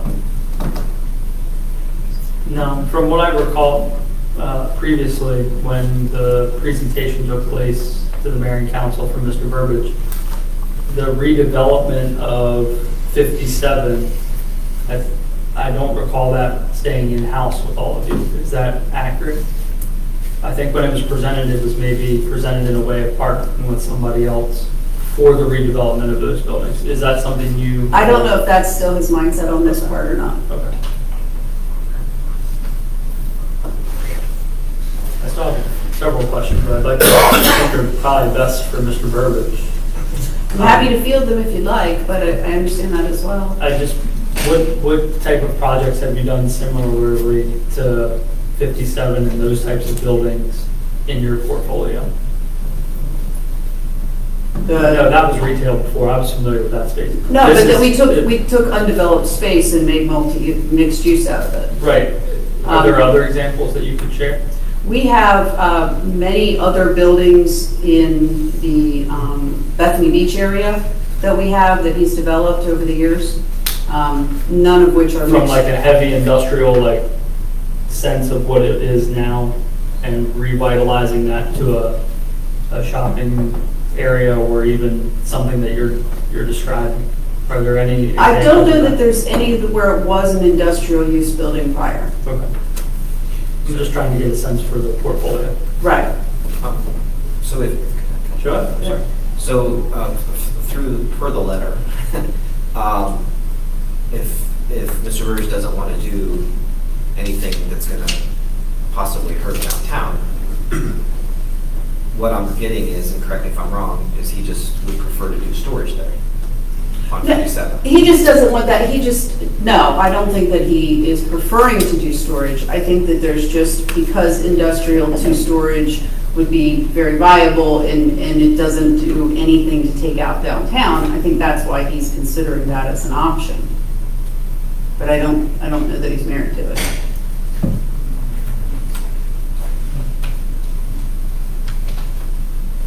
Any other? No, you're very clear. I think he's asking us to slow down, take a pause, don't move forward right now. That's all. Well, that's the request that I heard. Okay. All right, I don't think there are any other questions. Thank you so much. I would say just hang out for a few minutes because I don't know what the dialogue is going to be. Gonna hang out till it's public comment. Okay. Well, I mean, you're more than welcome to do that, but it's not a requirement by any means. All right, so then I would like to move into some discussion with the group about how we'd like to move forward. We've heard from two folks this evening. I will say that we had some other interest in the parcels. Stephen, correct me if I'm wrong. Some other interest in the parcels, but they had some similar questions about uses and what the mayor and council were really looking for. Also the thought that there really wasn't enough time to articulate the vision for those parcels. So I do want to be transparent on that with the group, that there was some other interest, but nobody did come the way that these two did to see us this evening. Even though we did express that at this level, it could be something as simple as a letter and a conversation. So I guess what I'm asking all of you is how do we move forward?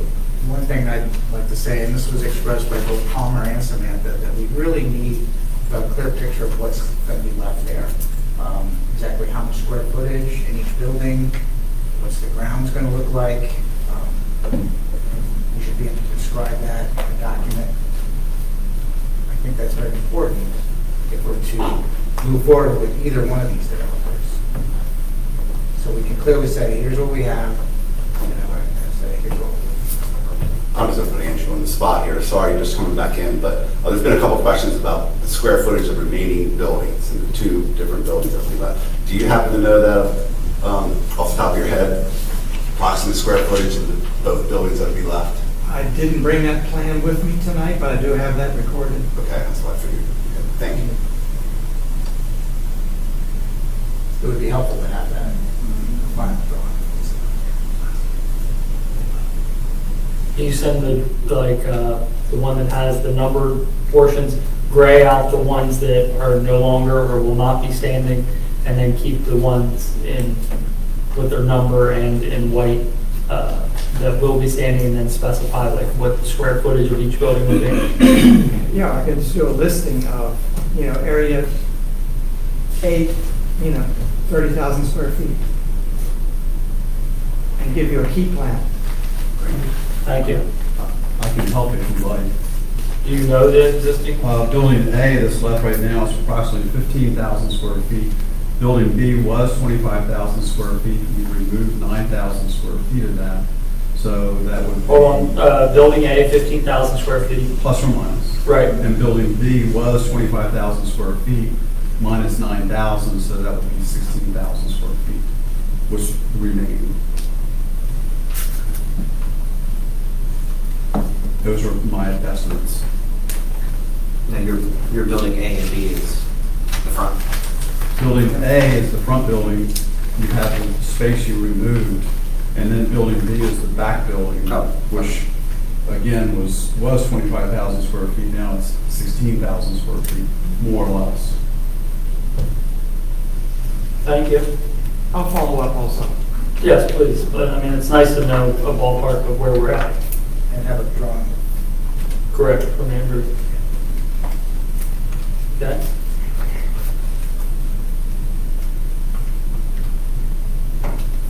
Y'all are quiet. Well, I think it's a little challenging tonight because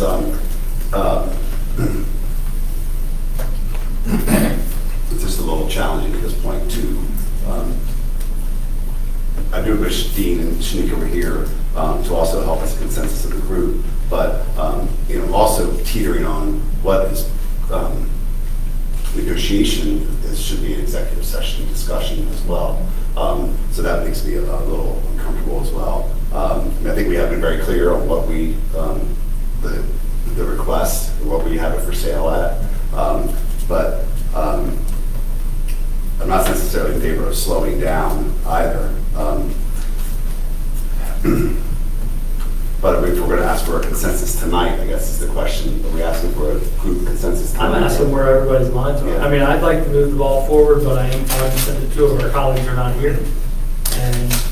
But I would like to move this along, whether that is moving this along and saying to both entities that presented this evening, we're going to come back with these points. We'll follow up with you. And then we would like to carry the conversation forward in some fashion at the second meeting in August, or we go Councilmember Orris's route and establish an EMP with somebody that we can have those closed door meetings and really hash the finer points.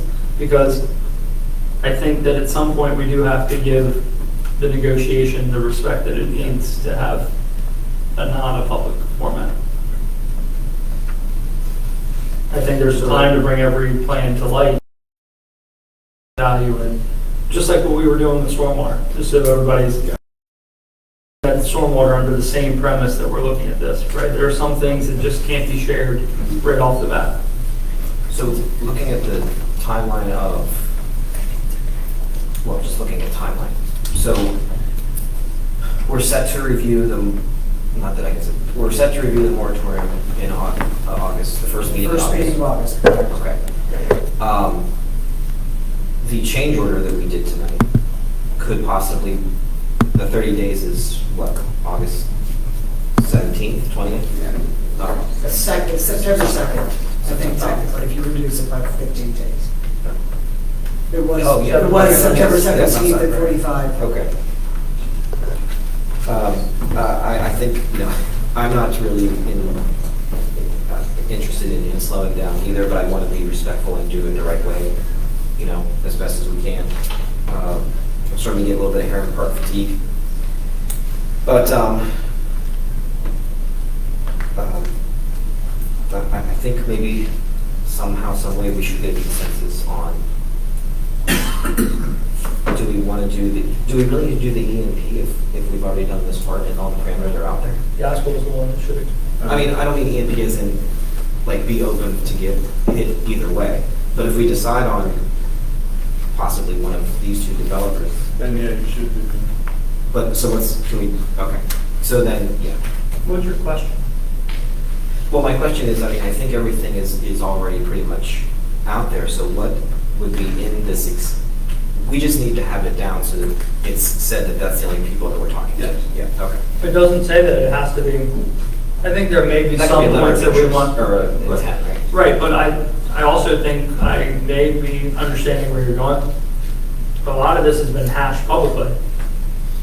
So what we can have a public discussion on, I'd like to know. Matters that need that time for private space, I think we should have a pathway for that as well.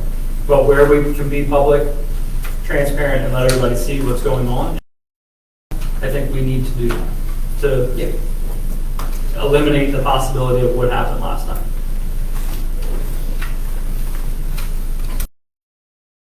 Well, I have a tremendous amount of respect for Mr. Burbidge and what he has done in his lifetime, and even what he did downtown in Berlin. Took a long time. I just am leaning towards Mr. Gillis and that the history that he has with these sorts of industrial buildings and reusing them. And I trust him that he realizes, and that his team realizes how important it is for us to not hurt downtown and to fill it with uses that are better not hurting downtown. So if we're looking to go in an extended negotiation period, I would prefer to move forward with Mr. Gillis at this time.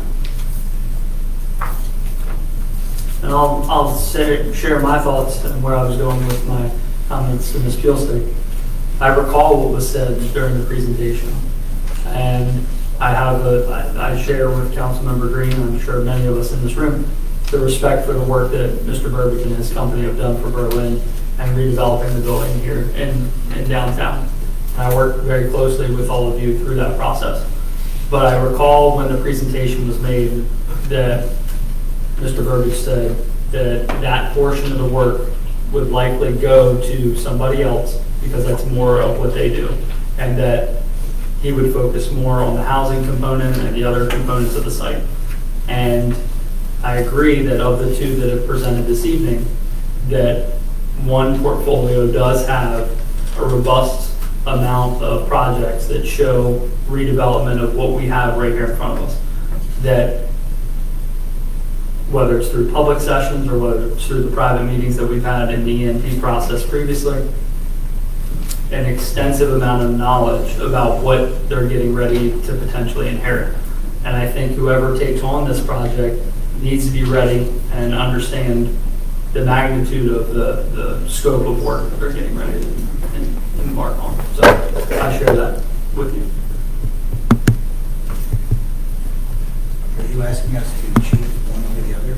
I'm not suggesting that at all. I'm saying that I think that Councilmember Orris brought forward that an EMP was the most logical and probably the best way to proceed, and I don't disagree with that.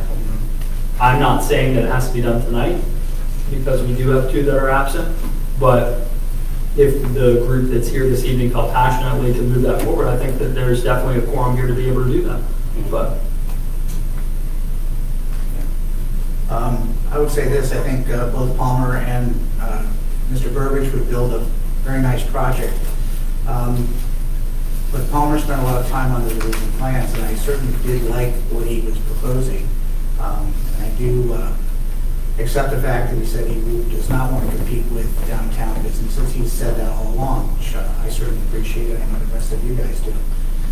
So given that, I would probably prefer to move forward with negotiating with him at this point. well, it sounds like we have three. Fine.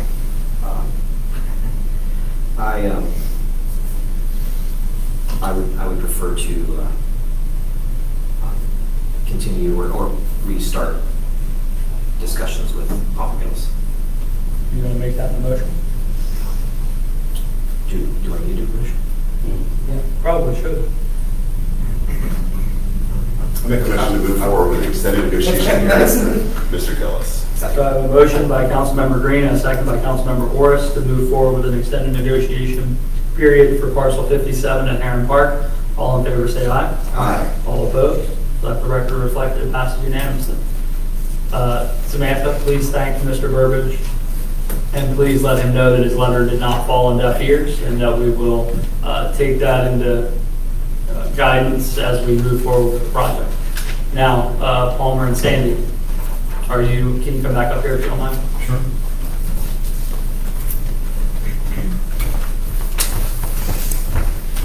Thank you all. Thank you. Now, what types of things would you like to see in this extended negotiation period agreement between the town of Berlin and Coastal Ventures Properties? Is that correct? I'm trying to recall. Yeah, or signs, I think that's how we, because this is going to be a separate LLC due to the lender requirements. So can we just refer to you as Palmer and Sandy? Sure. I prefer Sandy and Palmer. Sandy. We need to understand the uses. When will the rezoning occur? We're going to need to work together with those uses to do a traffic study with State Highway.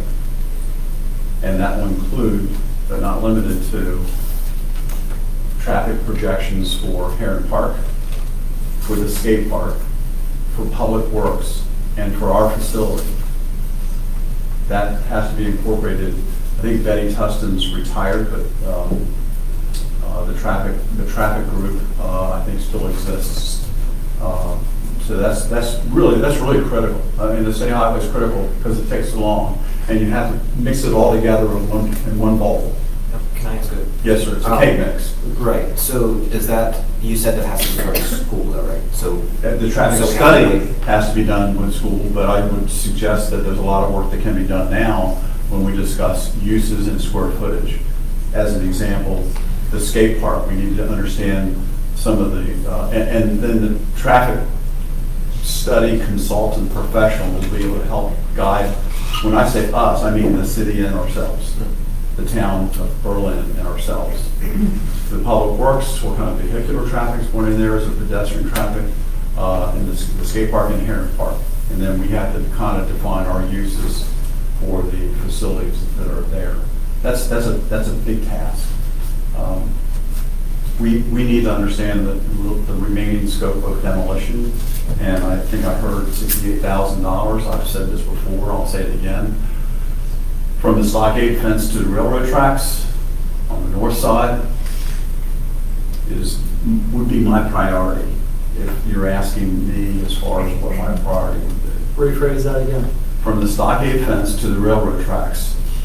The wooden fence. The wooden stockade fence that's on the east side of the, well, I guess it's mid of the property, but the stockade fence to the railroad tracks going west. There's a lot of structures in there that have to come down there, and they're heavy-duty construction. They're industrial structures. We went through that last year. I don't know if there's any, walking up on the roof with a roof heating consultant in the dark of night. Anyway, there are a lot of structures up on the roof, but I'm thinking of priorities as far as what's left demolition work-wise. Would you all want Palmer to be more involved with Andrew on the demolition process? I think at this point, what I would suggest, Andrew's pulling together some questions for us. So I think what we would like to see, Andrew, and correct me if I'm wrong, is if we could get some figures on what it would cost to do the work from the stockade fence to the railroad tracks and removing certain structures on the roof. We would be more than happy to walk the site. I think that we can't move this too quick. I think any questions you have should go to Mary. Mary will channel the questions to Andrew as the best flow. So questions or comments regarding the demolition or anything that should be explored should go to Mary. Mary will then take it to Andrew after running it. Again, I need to understand what's going, I mean, when I've ridden by there before, I see this big pile of fill material I have, and the excavator's 2/3 in the hole somewhere. I think that it's completely reasonable to schedule a time for them to be able to see the work on site, as long as they sign the quote. Release. Would you agree or no? You can start getting into a questionable area. You have a contract with J&T Enterprises. Right. It does not involve any other parties. And now you're inviting a party into that. I'm just trying to understand what it is. I understand that, but I also understand you have a contract and a grant that you're trying to finish expending. So maybe let us brainstorm on that and we'll follow up. Is that okay? Yes. We'll talk offline. But just one point, you expressed an interest in saving the ramp that's there, is that correct? Well, now that in our plan, we were using a distribution and warehouse for a gym. And that ramp that's there right now, that where the loading dock was, the building part's gone. Right. So if that ramp can go, it's got to go. I mean, you got a fairly You want it to thick. go, I was going to say. Yes, you got a fairly thick retaining wall. I honestly, I just don't know. I mean, until I walked the site a year ago, maybe a year and a half ago. I need to understand what it is. I thought you indicated there was stuff in the change order which was approved that you would have. I think I heard you taking a credit for not filling in the trench drains. Correct. Okay, I would support that, not filling in the trench drains. I mean, to me, it's not critical at this point. The whole thing's got to be topped. Well, the thinking was we didn't want to fill them in and then have to. Right, someone so to I go would, back and- if you were asking my opinion on that, what I understand is not filling in the trench drain is a good decision. But I really, if we're going to get to an agreement. What I have so far, let me summarize. Uses when we will rezone, traffic study with State Highway that includes what's taking place at Heron Park, skate park, public works, and the redevelopment of parcel 57, entry and exit points, scope of demolition, removal of the stockade, wooden fence, and the debris headed west toward the railroad tracks, and potentially stuff on the rooftop. That's where we left off. And completing that list kind of is, what are the expectations of the town regarding cross easements to get to Heron Park, as well as if there's any expectation. Now that we know the public works and the skate park are going to go there, maybe there's not a need for us to create parking for the town. I think that can be incorporated into your other projects, perhaps, probably, because when you shared use is a great use of resource. So in other words, if you have a skate park and a Herring and the park itself, maybe they can share parking. So that's the water tower. If we found a way to, and if you feel like this should be taken offline, I'm willing to have that conversation. But if we were to shift some of the parking demand somewhere else on to 410 in some way, would you be open to re-exploring the potential of entertainment venue? Or is that not something? Well, the question then becomes, if you're, let's take a hypothetical, and I apologize for making a comment however long ago. Sandy corrected me on it, but when I was asked, I think Councilmember Nichols asked, if you were to take this square footage and divide it into retail centers of 2,000 square feet, my answer was an honest answer, but it was 25 retail stores. That was a horrible answer for me to give. And I'm saying that because there is no way that I would want to do a shopping center there, and that keeps coming up, that the shopping center, I don't want to do a shopping center, we don't want to do a shopping center. That being said, it depends on the uses. We need to know the uses and how, is it 5,000 square foot for a restaurant, 10,000 square foot for a warehouse? A warehouse uses substantially less parking spaces than I'm trying to think of the highest demand parking spaces probably is a restaurant. Professional office space coming in after that. But it's, again, pulling people from downtown if you put an entertainment thing. So that's why I was saying we take it off the table and we do less there, like maybe very little or no retail and very little or no restaurant. Are you still And professional on offices. entertainment venue, or you not? Not to mention, Yeah, you were all about the naming and all of that. I'm asking, is that still something you're passionate about, or is it something you're? No, I'm not passionate. Okay, then maybe we let it lie. you've got 40 acres of land in a park that, you're talking about an entertainment venue, please just go over to Ocean Pines Yacht Club, and that's all you need, something like that or less. And I had the conversation, I was wondering what components still existed. So if there's not a passion to want to pursue that, I'm okay with There's letting not a that lie. passion to pursue. Okay, that's fine. You mentioned the water tower. I think our preference is to try to salvage the water. Yeah, we like that.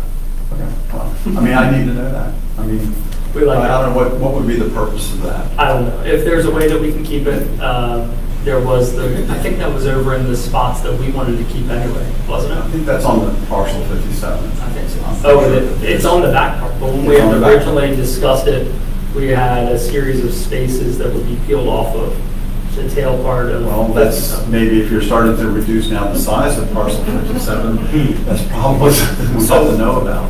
But I mean, what was that place we went to with the mural, Wyndham in Miami. Wyndham, yeah.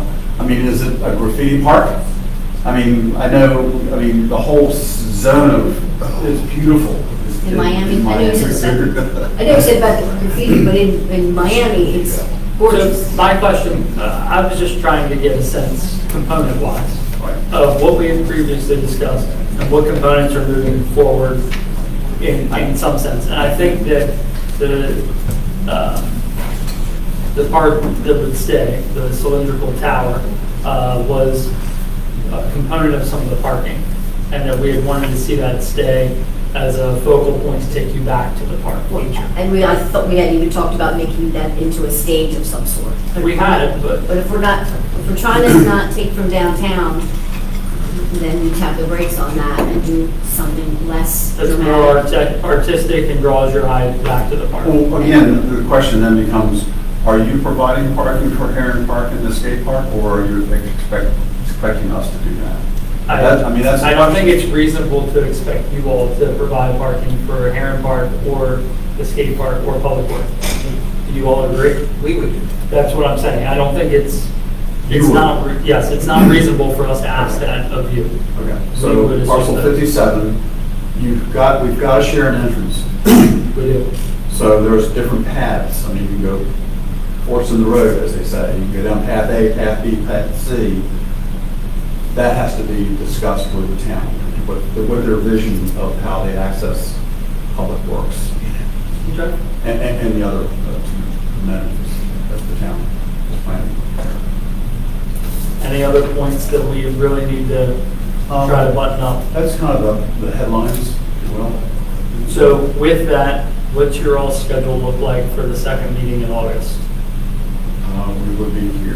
These private meetings, Well, that's the next question I have. Do you feel that we can knock out some of these things that we just discussed here in a work session with all 5 of our colleagues there to get a clear answer to what those are, and then maybe have a closed door meeting after that to discuss a couple of I would prefer a work session.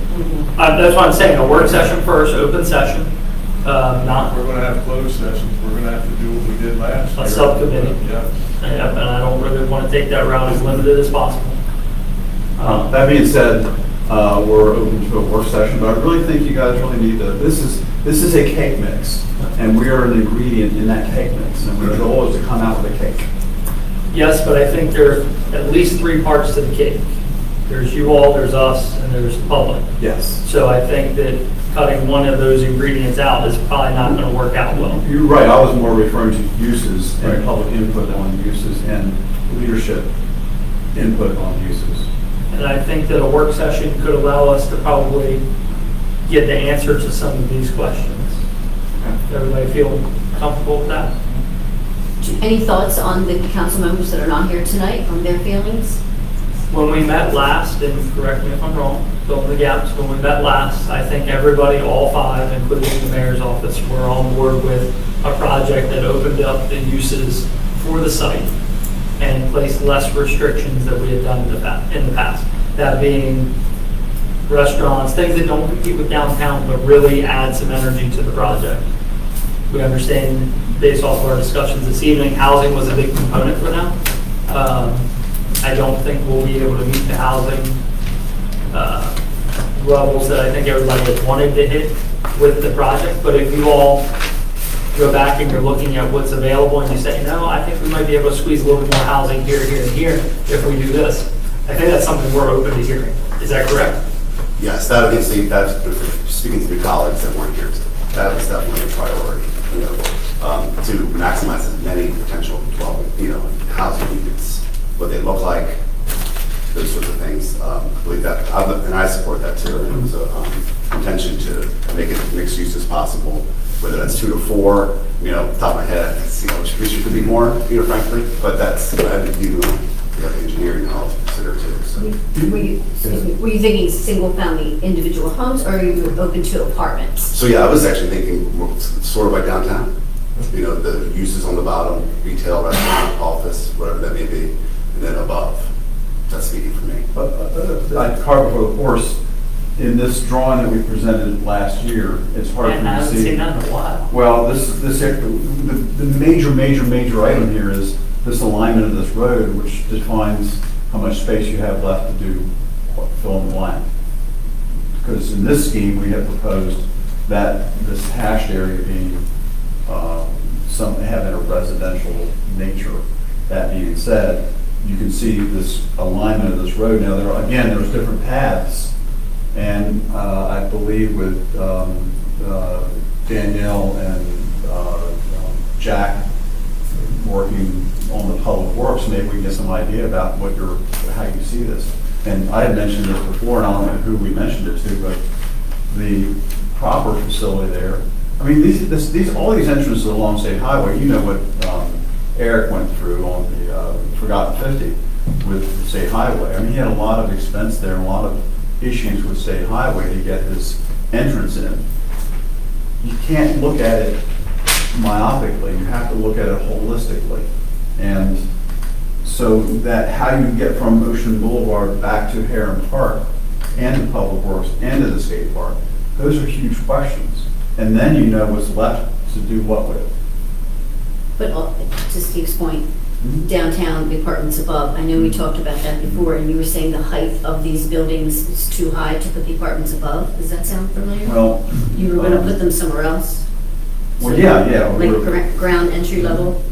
Because the height is, what was the issue with the Well, I height? mean, first of all, you have the entire structure, we're really getting the weeds here. The entire structure Yeah, this is is- loading dock height. So you're already at the 42 inches above finished grade. So again, thinking about apartments, in the scheme that Mr. Burbidge had presented last year, you can see that by his graphic representation, that he had, on the front buildings, he had the building as 2 stories. In this scheme that he presented in the few days to get these drawings together, in this scheme, you can see by the scale, which is correct on, this is correct, I'm sorry, the buildings are 2-story. So putting apartments on top of a 2-story building, you can see you're at such a high height already. I mean, please go look at the buildings. The buildings are high. So to get something on top of these buildings and to rent them to somebody that wants to walk 3 flights of steps, that's challenging. I mean, I don't want to do it at my age, but, you know, walking up, I mean, it's not like walking up 3 or 4 steps. You're walking up 3 flights of steps to get to the apartment, to put them on top. Sounds simple, sounds great, great eyewash, doesn't function very well. So I think the takeaway is if one, try not to chew too loudly on the microphone. I think the takeaway is that the road headed back to Heron Park. The alignment. Right, Steve's very set on this highway, but I think there's some fluidness to this that I would anticipate it being more of a joint conversation with, hey, how do we best access Public Works, Skate Park, Heron Park, and serve this parcel? So I wouldn't take that as gospel. Now with that, is that an accurate representation of where we all are? Okay. Sorry, Steve. The other side of that is if there's a way to incorporate a housing component, I think it will strengthen and build the project that our colleagues that are not here with us this evening would like to see. So if there's a way it can be incorporated, whatever that amount is and however it looks, I think it would help any finished product. If maybe someone can give me more idea how to do it, but I can suggest to you that walking up 3 flights of steps. No, but if He's saying somewhere else. Somewhere else. Yeah, but if, okay. and in your diligence, if you say, Okay. hey, it's not gonna work because of this, this, and this, Right. just come prepared to discuss it. Okay, all right, no worries. I appreciate that. All right, I think we're good. Okay. All right, we'll see you all the second meeting in August. Any questions or anything like that? Yeah, we'll do 6 p.m. if that works. I think 6 o'clock, or do you want to do 5:30? What do you think? Probably 5:30. Probably fine. Okay, let's pencil in 5:30. The second meeting. I think we exceeded our 15 minutes. Is that the 6th? That's No, our that's second the- meeting in What's the date? 26. 26th. Oh, the second. Of Second. August. Second meeting, fourth Monday, August 26th. a second meeting. Okay. Heron shops at 12. It's okay. Is that, Yep. Yes. You said 6. and the reason we have. 5:30. 5:30. 5:30. And 5:30 a.m. is that- Yes. I'm down. For you, yes. If you want to do it, we can do it. Is that good? Thank you. We're good. Thank you all, we really appreciate it. Samantha, thank you again. Thank you so much for your time. Thank you. All right, let's see what's next. Ordinance, but then also, I think we can get through the ordinance pretty quickly, don't you all? Yes. Okay, good, and then we'll get right to the fire update. I think we'll get them. So the first reading of ordinance 2024-05, amending chapter 108, Town Administrator Mary Boland and Town Attorney David Gassler are on point. Do you need me to read it or just hit the highlights? Just hit the highlights. It's fine. Essentially, what this does is remove the specific timing requirements. This is part of what situations that we found ourselves in recently. This becomes very problematic. And so instead of having the specific requirements, you leave it a little more wide open and allow it to be more based on written policy and procedure rather than codified. Thank you. Any questions from anybody in the public or the mayor and council regarding ordinance 2024-05? It is first reading. Public hearing is the 12th? Yes, 12th. No.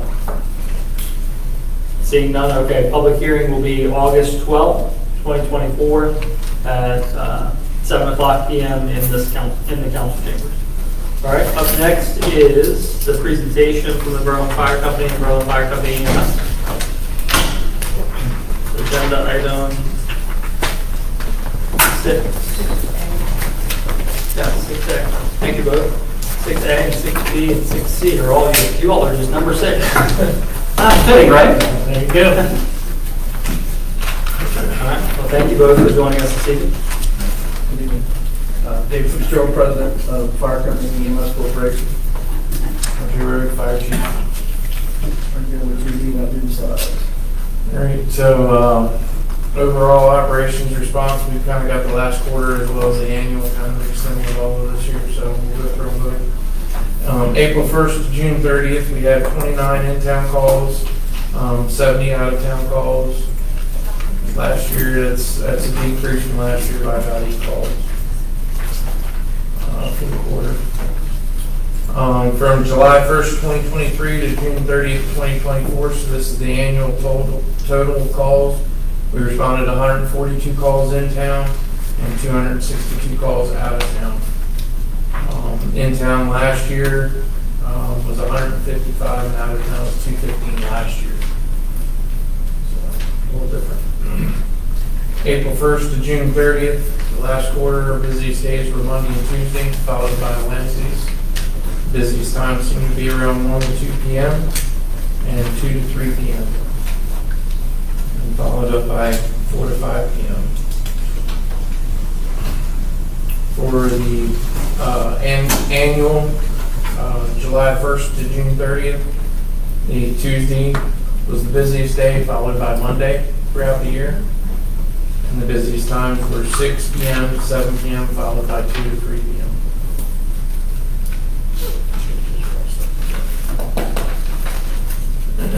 So from April 1st to June 30th, we had 16 times that we had more than one fire response going at the same time. Last quarter, that was only 9 times. And overall for the year, from July 1st to June 30th, we had 64 times. We had 2 or more fire calls occurring at the same opportunity or same time. Last year, that was 44 times. Our response time this year, last quarter was 4 minutes and 8 seconds.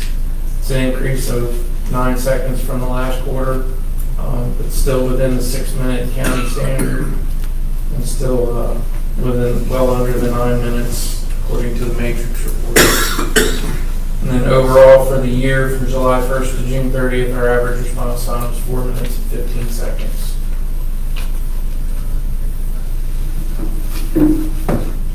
So on the administrative side, the manpower for the quarter, total of 1,525 volunteer hours, and that's broken down with emergency calls of 863 and 661. And that, again, just to remind you, that's just what's captured in our electronic system. There's many times that, like for example, tonight, we don't go up there and open that electronic system up. We come and do what we need to do. Benefit from that as well. Thank you for that. And we do, the contract says that we are required, and Mr. Baldwin did give me about 2 or 3 things that I've got to go to with the chief and EMS captain. they weren't even got to us at some point, so I promised him we would get those caught up this week. So we will honor our part of the contract. He's certainly been, I mean, he's saved us a lot of headaches along the way, and having his expertise during this transition period is invaluable to the town of Berlin. So I'm glad it's working out well. Yeah, I think I've known him a long time, and I think he'll leave you with a good product for your new staff people. Thank you. For EMS, Joe's not with us tonight, quarterly report. So for EMS, 316 calls, still running out that 60%, to use round numbers, 5798 in town for the quarter. To increase from last year, 10 calls. For the fiscal year, to decrease in call volume, 35 number of calls, but an increase in just a slight percentage, so 1,219 calls total in the town for EMS.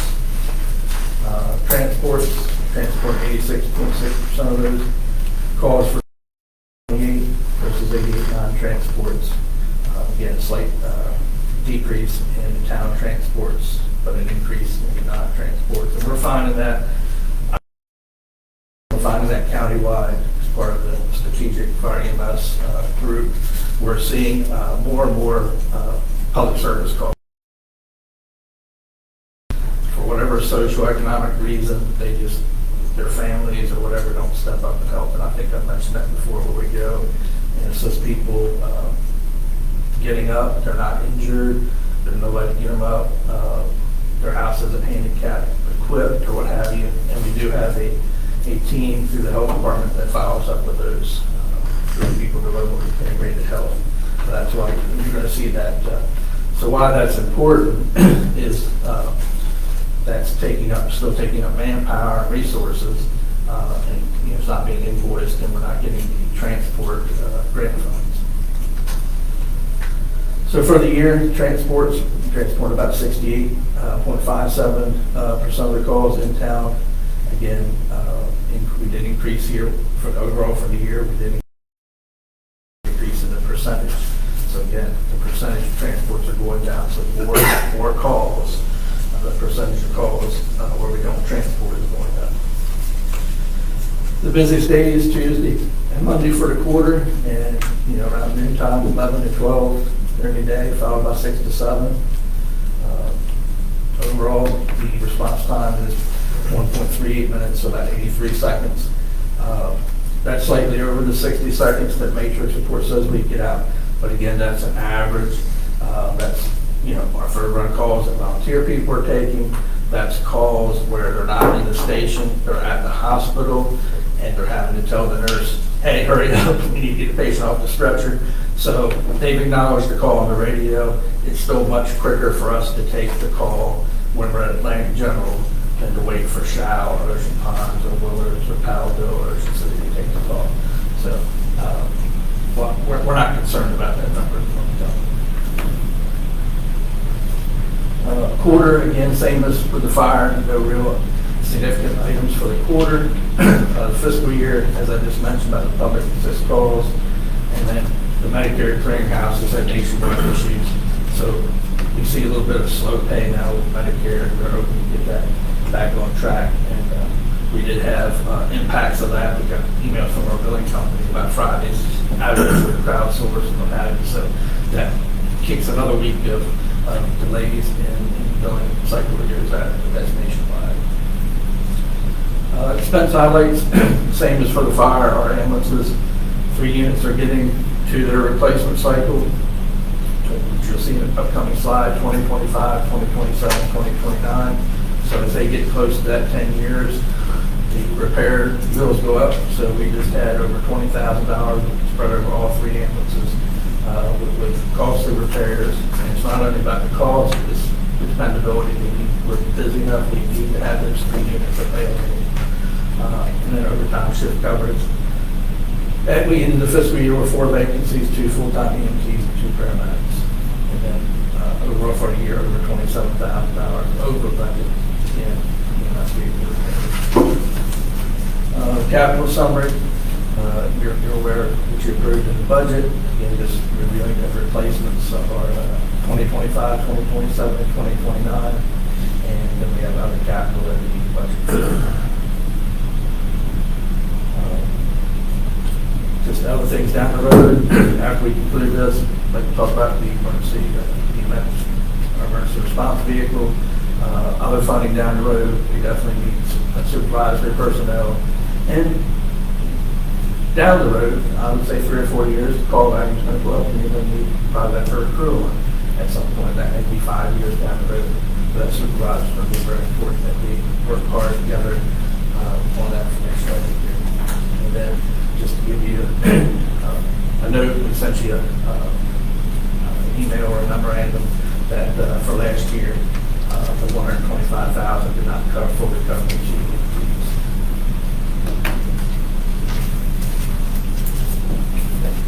Any questions regarding Sorry, I was like, the fire report or the EMS report? Yeah, I actually have 2 questions for EMS side. What did you call it? The public assistance calls or the no transport? Okay. So if, I'm sure you guys, if does the county have like a way to run a report of the folks that I guess would be AMA? Like they're just there, you're not transporting them. Is there like a non-transport code in the system? So it works 2 ways. It can be a referral in the electronic medical patient record. The provider on the call, there's a checkbox that we want to refer that patient to the mobile integrated health. Secondly, to your question, there's a report that they run that gives them if that person has, if that address has called 911 frequently, so many times in a 3-month period or 2-month period. And then they'll go back to the patient record and read that to see why, are they going back for the same person, the same reasons? Because you could have somebody that's just chronically ill versus someone who may benefit from some social service assistance or a nonprofit that could come in and put some ramp up or put some rails up for them, handrails, that type of thing. Or communicate with their family, because maybe they haven't communicated with their family, to let their family know, hey, do you know your relative that's called 911 10 times? Sometimes the family doesn't know that. Oh, we didn't know that so-and-so has been calling. Let's get down there and figure out. See what family will step up. They may not know because they'll be from out there. Thank you. And then my other question is, this is I'm having trouble trying to figure out the way that EMS is staffed. And I know you've explained it, and it's just me not clicking. So I'm asking if you would be able to provide even like just a week that has the blocks with colors so that I can visualize it. I don't know if I can. Just print out schedule, take the names off of it. Yeah, not no names. Just how are you covered? How are your? Because I'm not getting it, and I really want to. Yep, I'll print the schedule. I can color through it too. Thank you. That's all. Any other questions? Yeah, Dave, I just had a question on the profit and loss statement for the EMS division. So you had just over $543,000 worth of expenses, most of which were payroll, but only $222,000 of revenue. What am I missing here? Because this is per quarter, but obviously that's not sustainable. So what am I missing here? Right. Because if you look back at a previous quarter, we showed a profit at some point. Like the first quarter, when all of our money comes in, we showed. So you had one of the previous quarter, one of the money. Right. And what was that money attributed to, donations? Well, the most money we get, the county is the first, and then followed by invoices usually, and then followed third by town funds. It's usually the first top 3. So would it be possible? And you'll see how that all falls out when you get your September report. Right, I understand that. But would it be possible when you send these reports also include a year-to-date column? Because I know QuickBooks does it real easy. So you have your quarter on one column and your year-to-date. Because that would clearly explain what. Any other questions for fire and EMS? All right, we'll move on to agenda item 3C. So we've talked about this going back to 2016, 2018, it goes all the way back to the study that was done. And I think, I'm not going to get into detail, but we've had a recent incident where we certainly could have used this vehicle. It was not for a town event, but it's brought to light, and we really want to have a serious discussion with the town. We've talked about this. You've asked us about staffing for events. We have said, as long as we have the right tools to do the job, and the right tool to do the job is this utility vehicle. We can provide that, and then we can talk about what the personnel costs are, but we need to get this vehicle. We need to quit talking about it instead of being reactive, or we're going to wait until there's a incident and then we're going to get a call to buy this thing tomorrow. We'd like to hear from the mayor and council if this is something we need to proceed with. I've talked to all the vendors in the last 2 weeks for both the UTV, the medical conversion bid, the emergency conversion, which is putting the lights on it and a little siren on it. The EMS captain is ready to look at the medical supplies and things that need to go on it. And we're still in that $50,000 to $60,000 range again. I don't want to put these people through a hard bid process till we're ready to go, but the EMS and fire corporations both expressed to the chief and the EMS captain and I to bring this up and get this moving forward in their direction from the corporate members, corporations, before something happens and we're all got egg on our face because we're talking about it so long. Again, it's time to move this forward before something happens. We did have not a very serious EMS call during the bathtub races. The vehicle would have been a perfect opportunity to use it instead of the ambulance having to do what all it had to do to try to get up there. So again, we're just bringing it to mayor and council. Let's not be reactive. Let's be proactive. You're a proactive group. We're a proactive group. Let's get this done.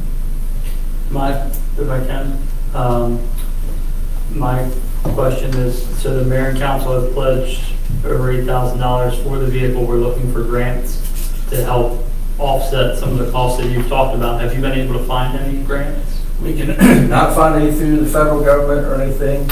I think what we could do is go after some grants, maybe even a little bit after the fact. And what I mean by after the fact is reaching out locally to some of our local foundations and our business community, including asking the chamber to assist in communicating with their membership to explain what this vehicle is, the cost of it, and that doesn't have to be like a federal grant, state grant, where we have to do it ahead of time. I think we need to move forward on it. You know, the chief talked, Joe Dahl talked to the ambulance captain. Again, we need to do this. We need to get this moving forward. And again, I think we can look for some things afterwards. We see the surpluses that we have. We see online. It's got like a $79,000 check last week. You see our finances are in the hole. So I think the takeaway is that if you know that there's $8,000 from the town that exists, I think if you all can start doing the legwork to figure out who else you can get on board, know that there's $8,000 that's there, and we're willing to help with that $8,000 as soon as we can find some other partners to assist. Then we want to help advance that. But I think a grant's going to be the way that we can overcome a $50,000 to $60,000 hurdle, whether it's local folks, whether it's a federal or state grant. I think that right now that's right there and it's ready to go. I was just looking, she's not here tonight. I think maybe ask Ms. Wells if there's anything through her office, because we continue to look. And Sarah's heavy on the grants, and so are other. But I think we've talked this to death, and I think we need to move forward. Yeah, go ahead. So, I mean, I'm with you. I've been pushing as well for this vehicle.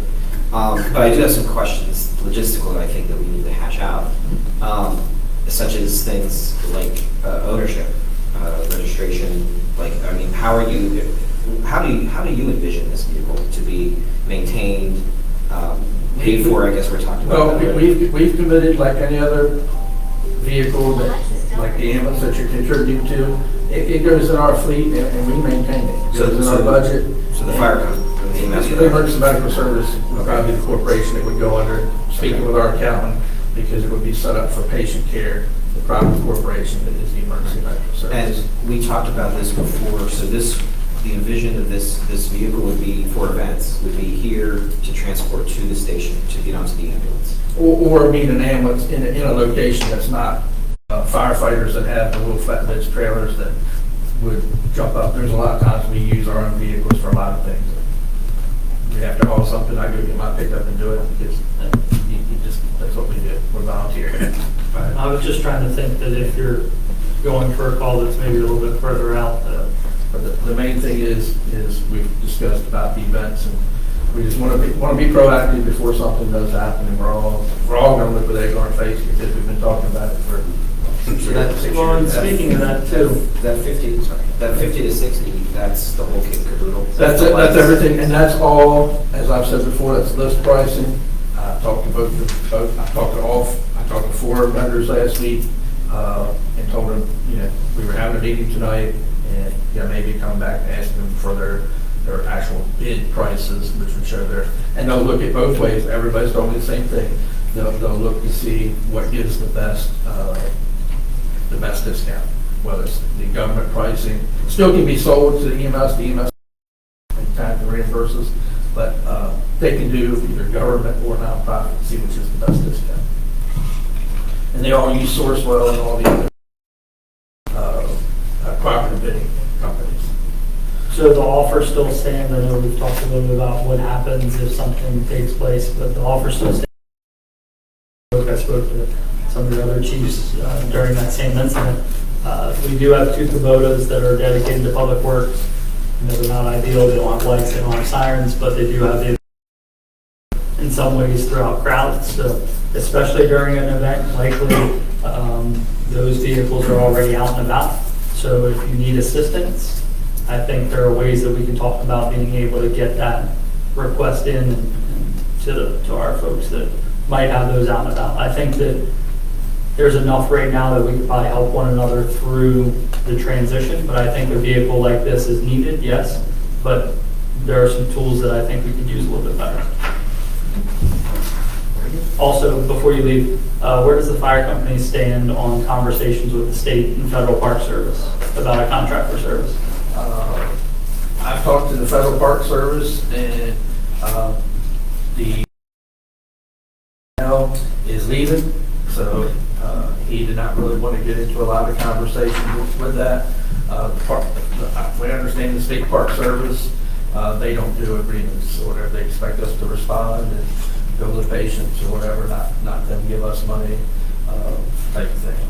But Mr. Rodriguez, he's going to go back to Philadelphia, he said at some point, and he said most of the agreements are not monetary. He said it's basically just what we have now, which we have an agreement where they'll bring their little brush truck out 3 miles, and we respond with whatever's needed. But he said most of those are not monetary, because that when they're monetary, then they got to go through all the federal government procurement processes. Federal fiscal year starts September, October, whenever it starts. Okay. I would say continue to explore it the best that we can. But, all right, thank you.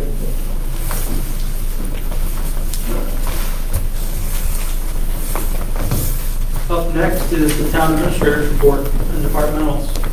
The one main thing that I have this evening is to let everyone know that Town Attorney Dave Gaskell received a phone call from. You're not going to let him share the news? He said to put it in my weekly. No, share the You news. can share it. Come on. I want to correct it. We Oh, got, okay. we got a phone call from the EPA Criminal Investigation Division, which said that they were closing their investigation into the 2019 Heron Park chemical spill and will not be taking any action. Very nice. That's the criminal. Yes. Oh, so what does that mean? Well, I'm assuming that the statute of limitations was 5 years, Right. so it would be the same for any civil penalties. So we can take a deep breath and let it out. It is an Not yet. important clarification. All right. Well, hey, I'm letting my breath. It's a nice sign of relief. Yes. So, all right. Anything else? You don't want to share Ivy's news about she sent me something. She did send something, but I don't remember what it was. She sent me something from the Maryland Department of Housing and Community Development. Main Street, Maryland designated community, town of Berlin, Maryland, has been nominated by Newsweek as the best historical small town. Cast your vote at the link below. It's been shared on the town website, or town Facebook page, so make sure you vote. That was from Ivy. All right, any questions for Mary or Ivy or any of the department heads? Okay, move on to. Can we perhaps get an update from Jamie on the Broad Street lift station?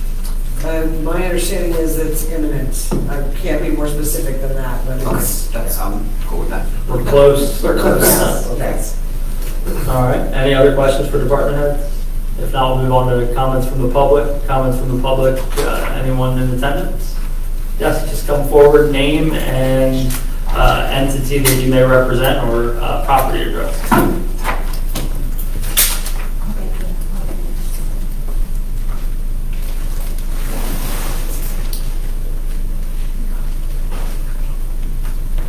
Thank you for bearing with us. We enjoyed it. Oh, we're glad. We're glad. We had a good time. So thank you again for joining us.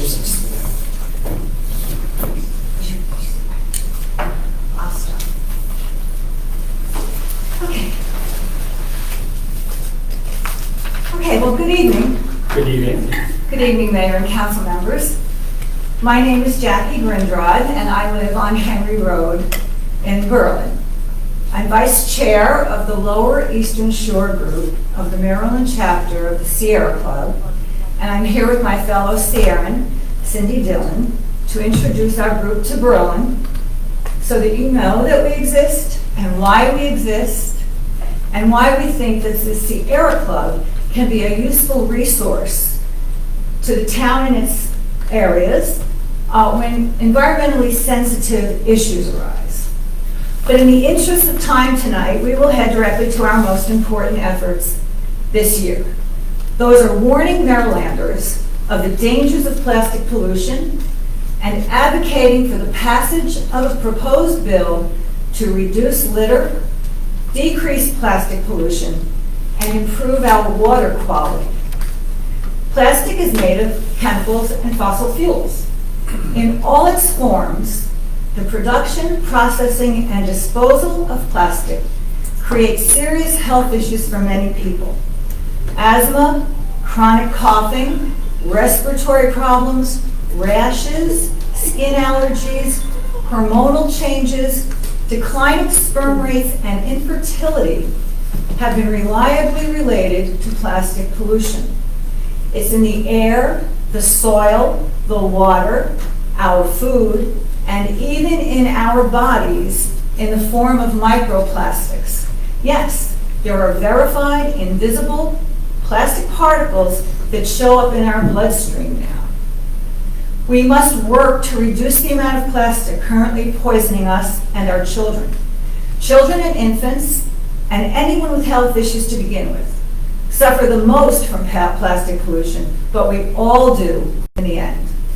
We can reduce the harm plastic causes us to some degree by using metal drinking cups and reusing single-use plastic bags and straws, getting rid of them, and containers for takeout. Yes, or using vendors like Love Your Mama right here on Main Street to replenish certain things that you may need. But the real success comes from actually and permanently reducing the amount of virgin plastic used in manufacturing products. We need to improve the recyclability of the products, and we need to increase the capture of them for recycling. And to delve into that further, I yield to my colleague, Cindy Dillon. Thank you. Got it. Good evening, Mayor and council members. I'm Cindy Dillon, and I'm on the executive committee of the Lower Eastern Shore Sierra Club Group, and also the lead for the Zero Waste team, our Zero Waste team. And I appreciate this opportunity to talk with you a little bit about a bill that's going to be coming before the Maryland General Assembly again this year. It is going to be reintroduced in January, and for which we hope to earn your support for this particular bill. I know this is a state bill. I know that's not typically what you're working with or caring about. Maybe not caring about isn't the way to put it. But I also am quite aware that the opinion of the Berlin Council is very valuable when we are talking with the state legislators who will be responsible for trying to pass this bill or not. This bill was and may still be called, it's a long name, the Beverage Container Recycling Refund and Litter Reduction Bill. But we just call it the bottle bill. And simply put, it's a beverage container deposit program. Some of you may remember that sort of thing. Well, not all of you, but some of you might remember. I certainly do, a long time ago, about deposits on beverage containers. About 5.2 billion beverage containers are sold in Maryland every year.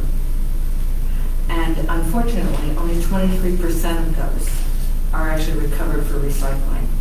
So what you have is about 4 billion containers that are somehow staying in the environment, either in the landfills or along our waterways, along our streets. We actually have a photo on here, which is taken in Berlin, Harrison and Bethel Roads. That photo there with all the bottles and containers lying along the side of the road. That is an example that is going on throughout our state. We'll do that in just a moment, if you don't mind.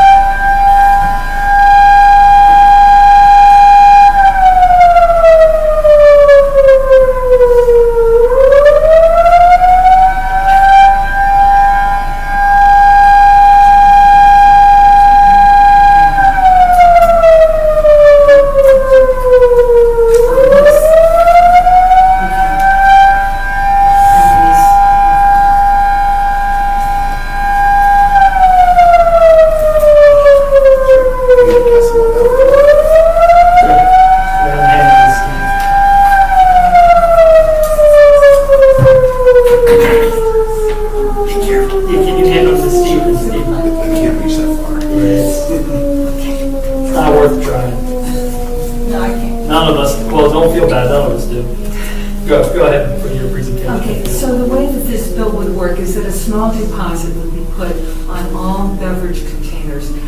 We're talking about plastic, metal, and glass.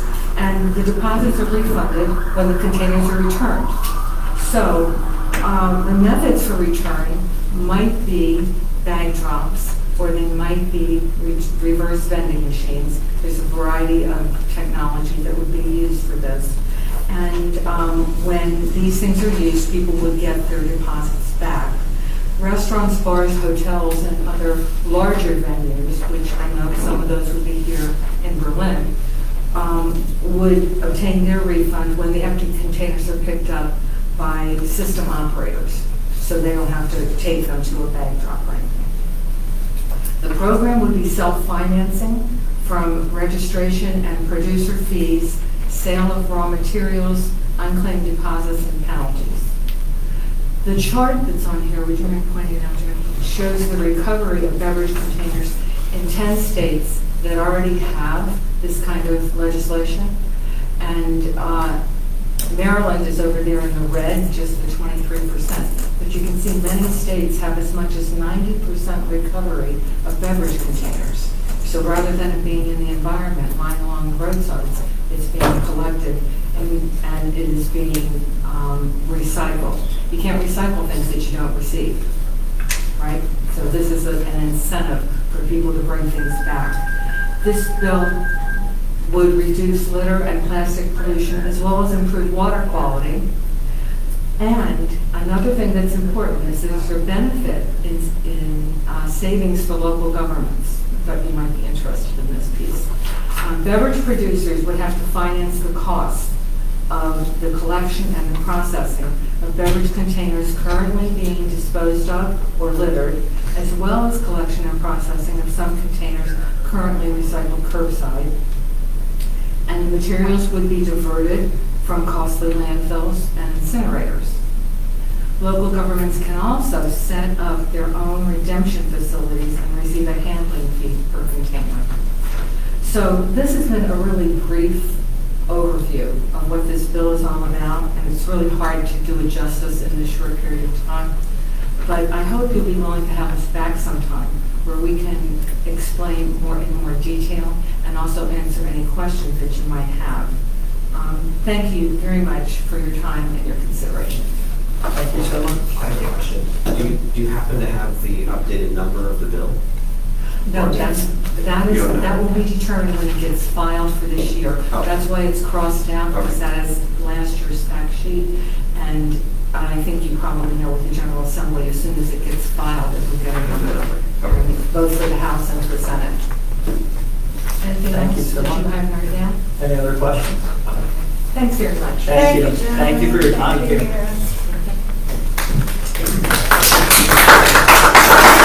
Thank you for the work you're doing. Thank you. You all can help too. Thank you. Anyone else from the public that would like to address the mayor and council? Ms. Gladys? No. I sent letter. I sent you a letter. Yes, ma'am, you did. Still feel the same way. We still want to fund a dog park. We just need help finding a funding stream. And I'm against the building that is, what is it? The hotel? Yeah, that way. Main and 113, I'm still against that. And do we have anybody else? I thought you had your hand up, Samantha. Just name, street name, or name, and then Do I who you come up represent. there? Yes, please. Come on, you rocked it earlier. Gotcha. Samantha Fieldstick, 3 Decatur Street, Berlin. I would like to know, as a citizen, so taking off my work hat, what is the plan for Heron Park, the greater plan? Is there, her dog park, is that going to be incorporated? Walking paths, playgrounds, like the greater use for Heron Park? I kind of just, I try to attend as many of these meetings, but I totally don't get them all. And I read the Parks Commission meeting minutes and stuff like that, just trying to figure out, like, is there a plan for that as a park? Because it's, I think Mr. Gillis said it was like 40 acres. So it's a really huge park. I'm just wondering what the town's plans are for that huge space that y'all own. Well, I think it was Councilmember, the back parcel. Like, That's all I mean. I think it was Councilmember Orr's recommendation to refer that to the Parks Commission.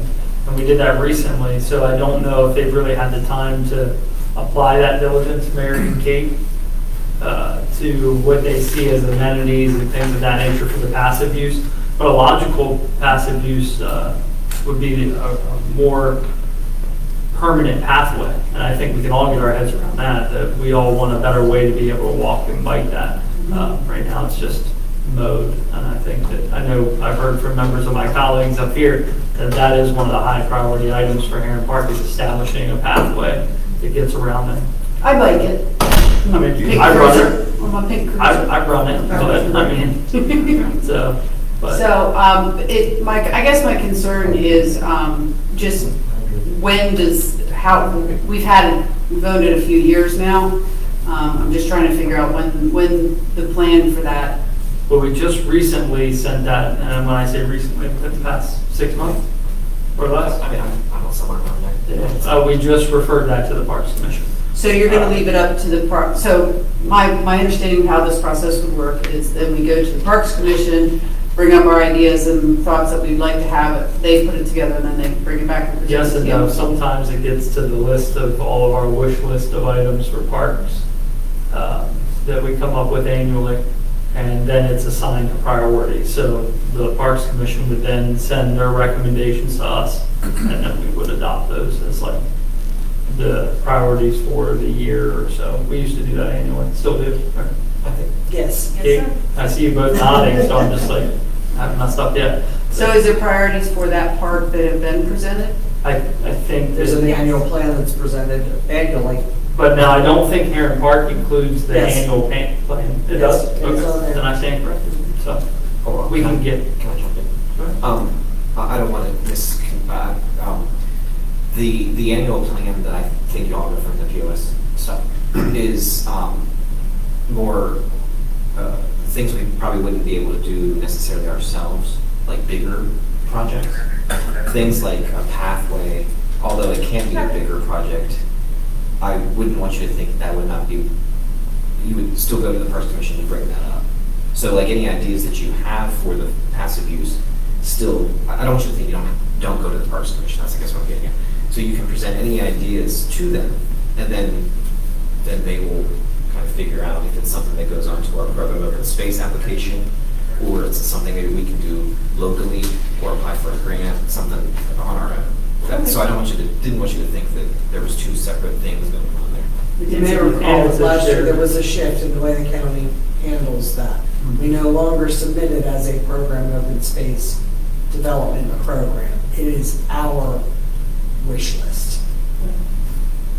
and the So other side. it's still being considered from the Parks Commission's perspective as a wish list for funding, which could include grants, could include town funds, but it's no longer a program open space. It's just. So any idea is welcome by either Yes. the mayor and council or the Parks Commission. And know that that pathway is a priority that we've all talked about as well. The challenge becomes funding, and we funded the last pathway that we just redid at Steve Decatur Park using impact fees. I don't know if this would be an applicable use. I don't think it would be in our export. Would you not? I don't think so. Oh, okay, then I stand corrected, but, that, Because that was where it was the old like tire surface and you took that out because the trees had correct, yeah. given it a four-wheel Correct. So, need. but yes, we share that passion, and I'm sure the Parks Commission does as well, to want to expand the ability to use the passive use section. Okay. Cool. That was my question. Thank you. Thank you. Anyone else from the public that would like to address the mayor and council? All right, let's see. Comments from the council, start with Councilmember Nerk. Nothing for me to. You're not going to hold down that side of the table for anything? Okay. Councilmember Worth. Just the one time that I don't use my metal container and fill it with peel and plastic, but I have nothing else. Just recycle it. And I just was hiding it. Just recycle. Steve? The only thing I was just asking for a refresher on town hall renovations. I know it's the RFQ. What are we thinking about town hall? Do I miss? As far as? What it's going to be used for? So the way that we'll do this, we have a staff level group that's met. Okay. We're going to put 2 council members. I think it's already been decided. I have to go back and check my notes. I think, didn't we? I think so, but I think it's you and I think it's Shanika for some reason. Or it wasn't you. What is this? The town? For town hall renovation. I have to go back and check my notes. It's me. But, no, we haven't had the meeting because we were waiting to get these folks on board first. So the way that that'll work is now we'll convene a meeting. Okay. Well, first we're going to work through the details. Sure. About the pathways, because they've really presented their ideas just off of what we've said publicly. I see. We haven't really sat down with them to articulate what the plan is that we would like to see. So once that's established, then they're going to meet with the subgroups. And then from there, we'll probably work toward developing plans that utilize this building, top and bottom, and planning in a capacity that fits our needs today and into the future. And then from there, we'll come forward with some plans for the entire group to see and discuss, and then hopefully we can find a pathway to move forward. That's kind of town hall in a nutshell. That sounds good. No, I was just curious, honestly, because I just couldn't I mean, have forgotten something. we met, what, a year ago? Was our last meeting almost? Probably. Long time ago. No, it was, I think, December. Like, So we're coming up on a year. Wow. It's not even August. It feels like it's going to be December. But I mean, Yeah, that's great. That's all. It was, while we were talking about it tonight, I was, what is the plan for town hall? so right now it's just ideas. Yeah. And they've been summarized from what we've met with, and it's basically nothing grand. It's like, hey, I need this many offices for finance, and this many for administration, this many for such and such. I think your office got scratched, Steve. No, his is here. It's just gonna be, I It's in the think. bar. I think it's, well, no, those have been repurposed. Oh, okay. So you're probably down here by the Alpha buildings. All right, good enough. Thank you. No, I was just, yeah, curious, appreciate it. No problem. And if you're on there, we'll let you know what the meeting is. All right, let's see. So then comments from the mayor. The only thing I have is Rusa and Jake, thank you for being with us again. Appreciate it. When do we lose the two of you? Sometime mid-August, I think. All right, so we're coming around the bend. You've got probably one more meeting with us? I think so, yeah. All right, so I think for your next meeting, what we'll do is we'll put something on the agenda brief where you can kind of highlight something that you've learned in the town of Berlin while you've been. All right. And we'll get a little bit of public presenting experience. What's that, Chief? Long meeting. We'll put them in the front end and maybe let them go home early if Sarah lets them. Oh, no, go ahead. All right, well, Steve, no, you let me know, so go ahead. Sure, the Worcester County Commissioners voted last week unanimously to lower the speed limit on the non-town portion of Flower Street. Here. Now it's all the same. All 20. All 20 Signs were up the next day. Yeah. It's already. Really? Yeah. That's awesome. Today, and it's already done. Yes, I think that's great. Well, thank you for letting us know, Steve. Thank you, everybody up here, for helping write the letter and get it out. It's effective. So, good job. Any comments from the press? All right. Motion to adjourn? Motion to adjourn. Made by Councilmember Nura, seconded by Orris. All in favor? Thank you.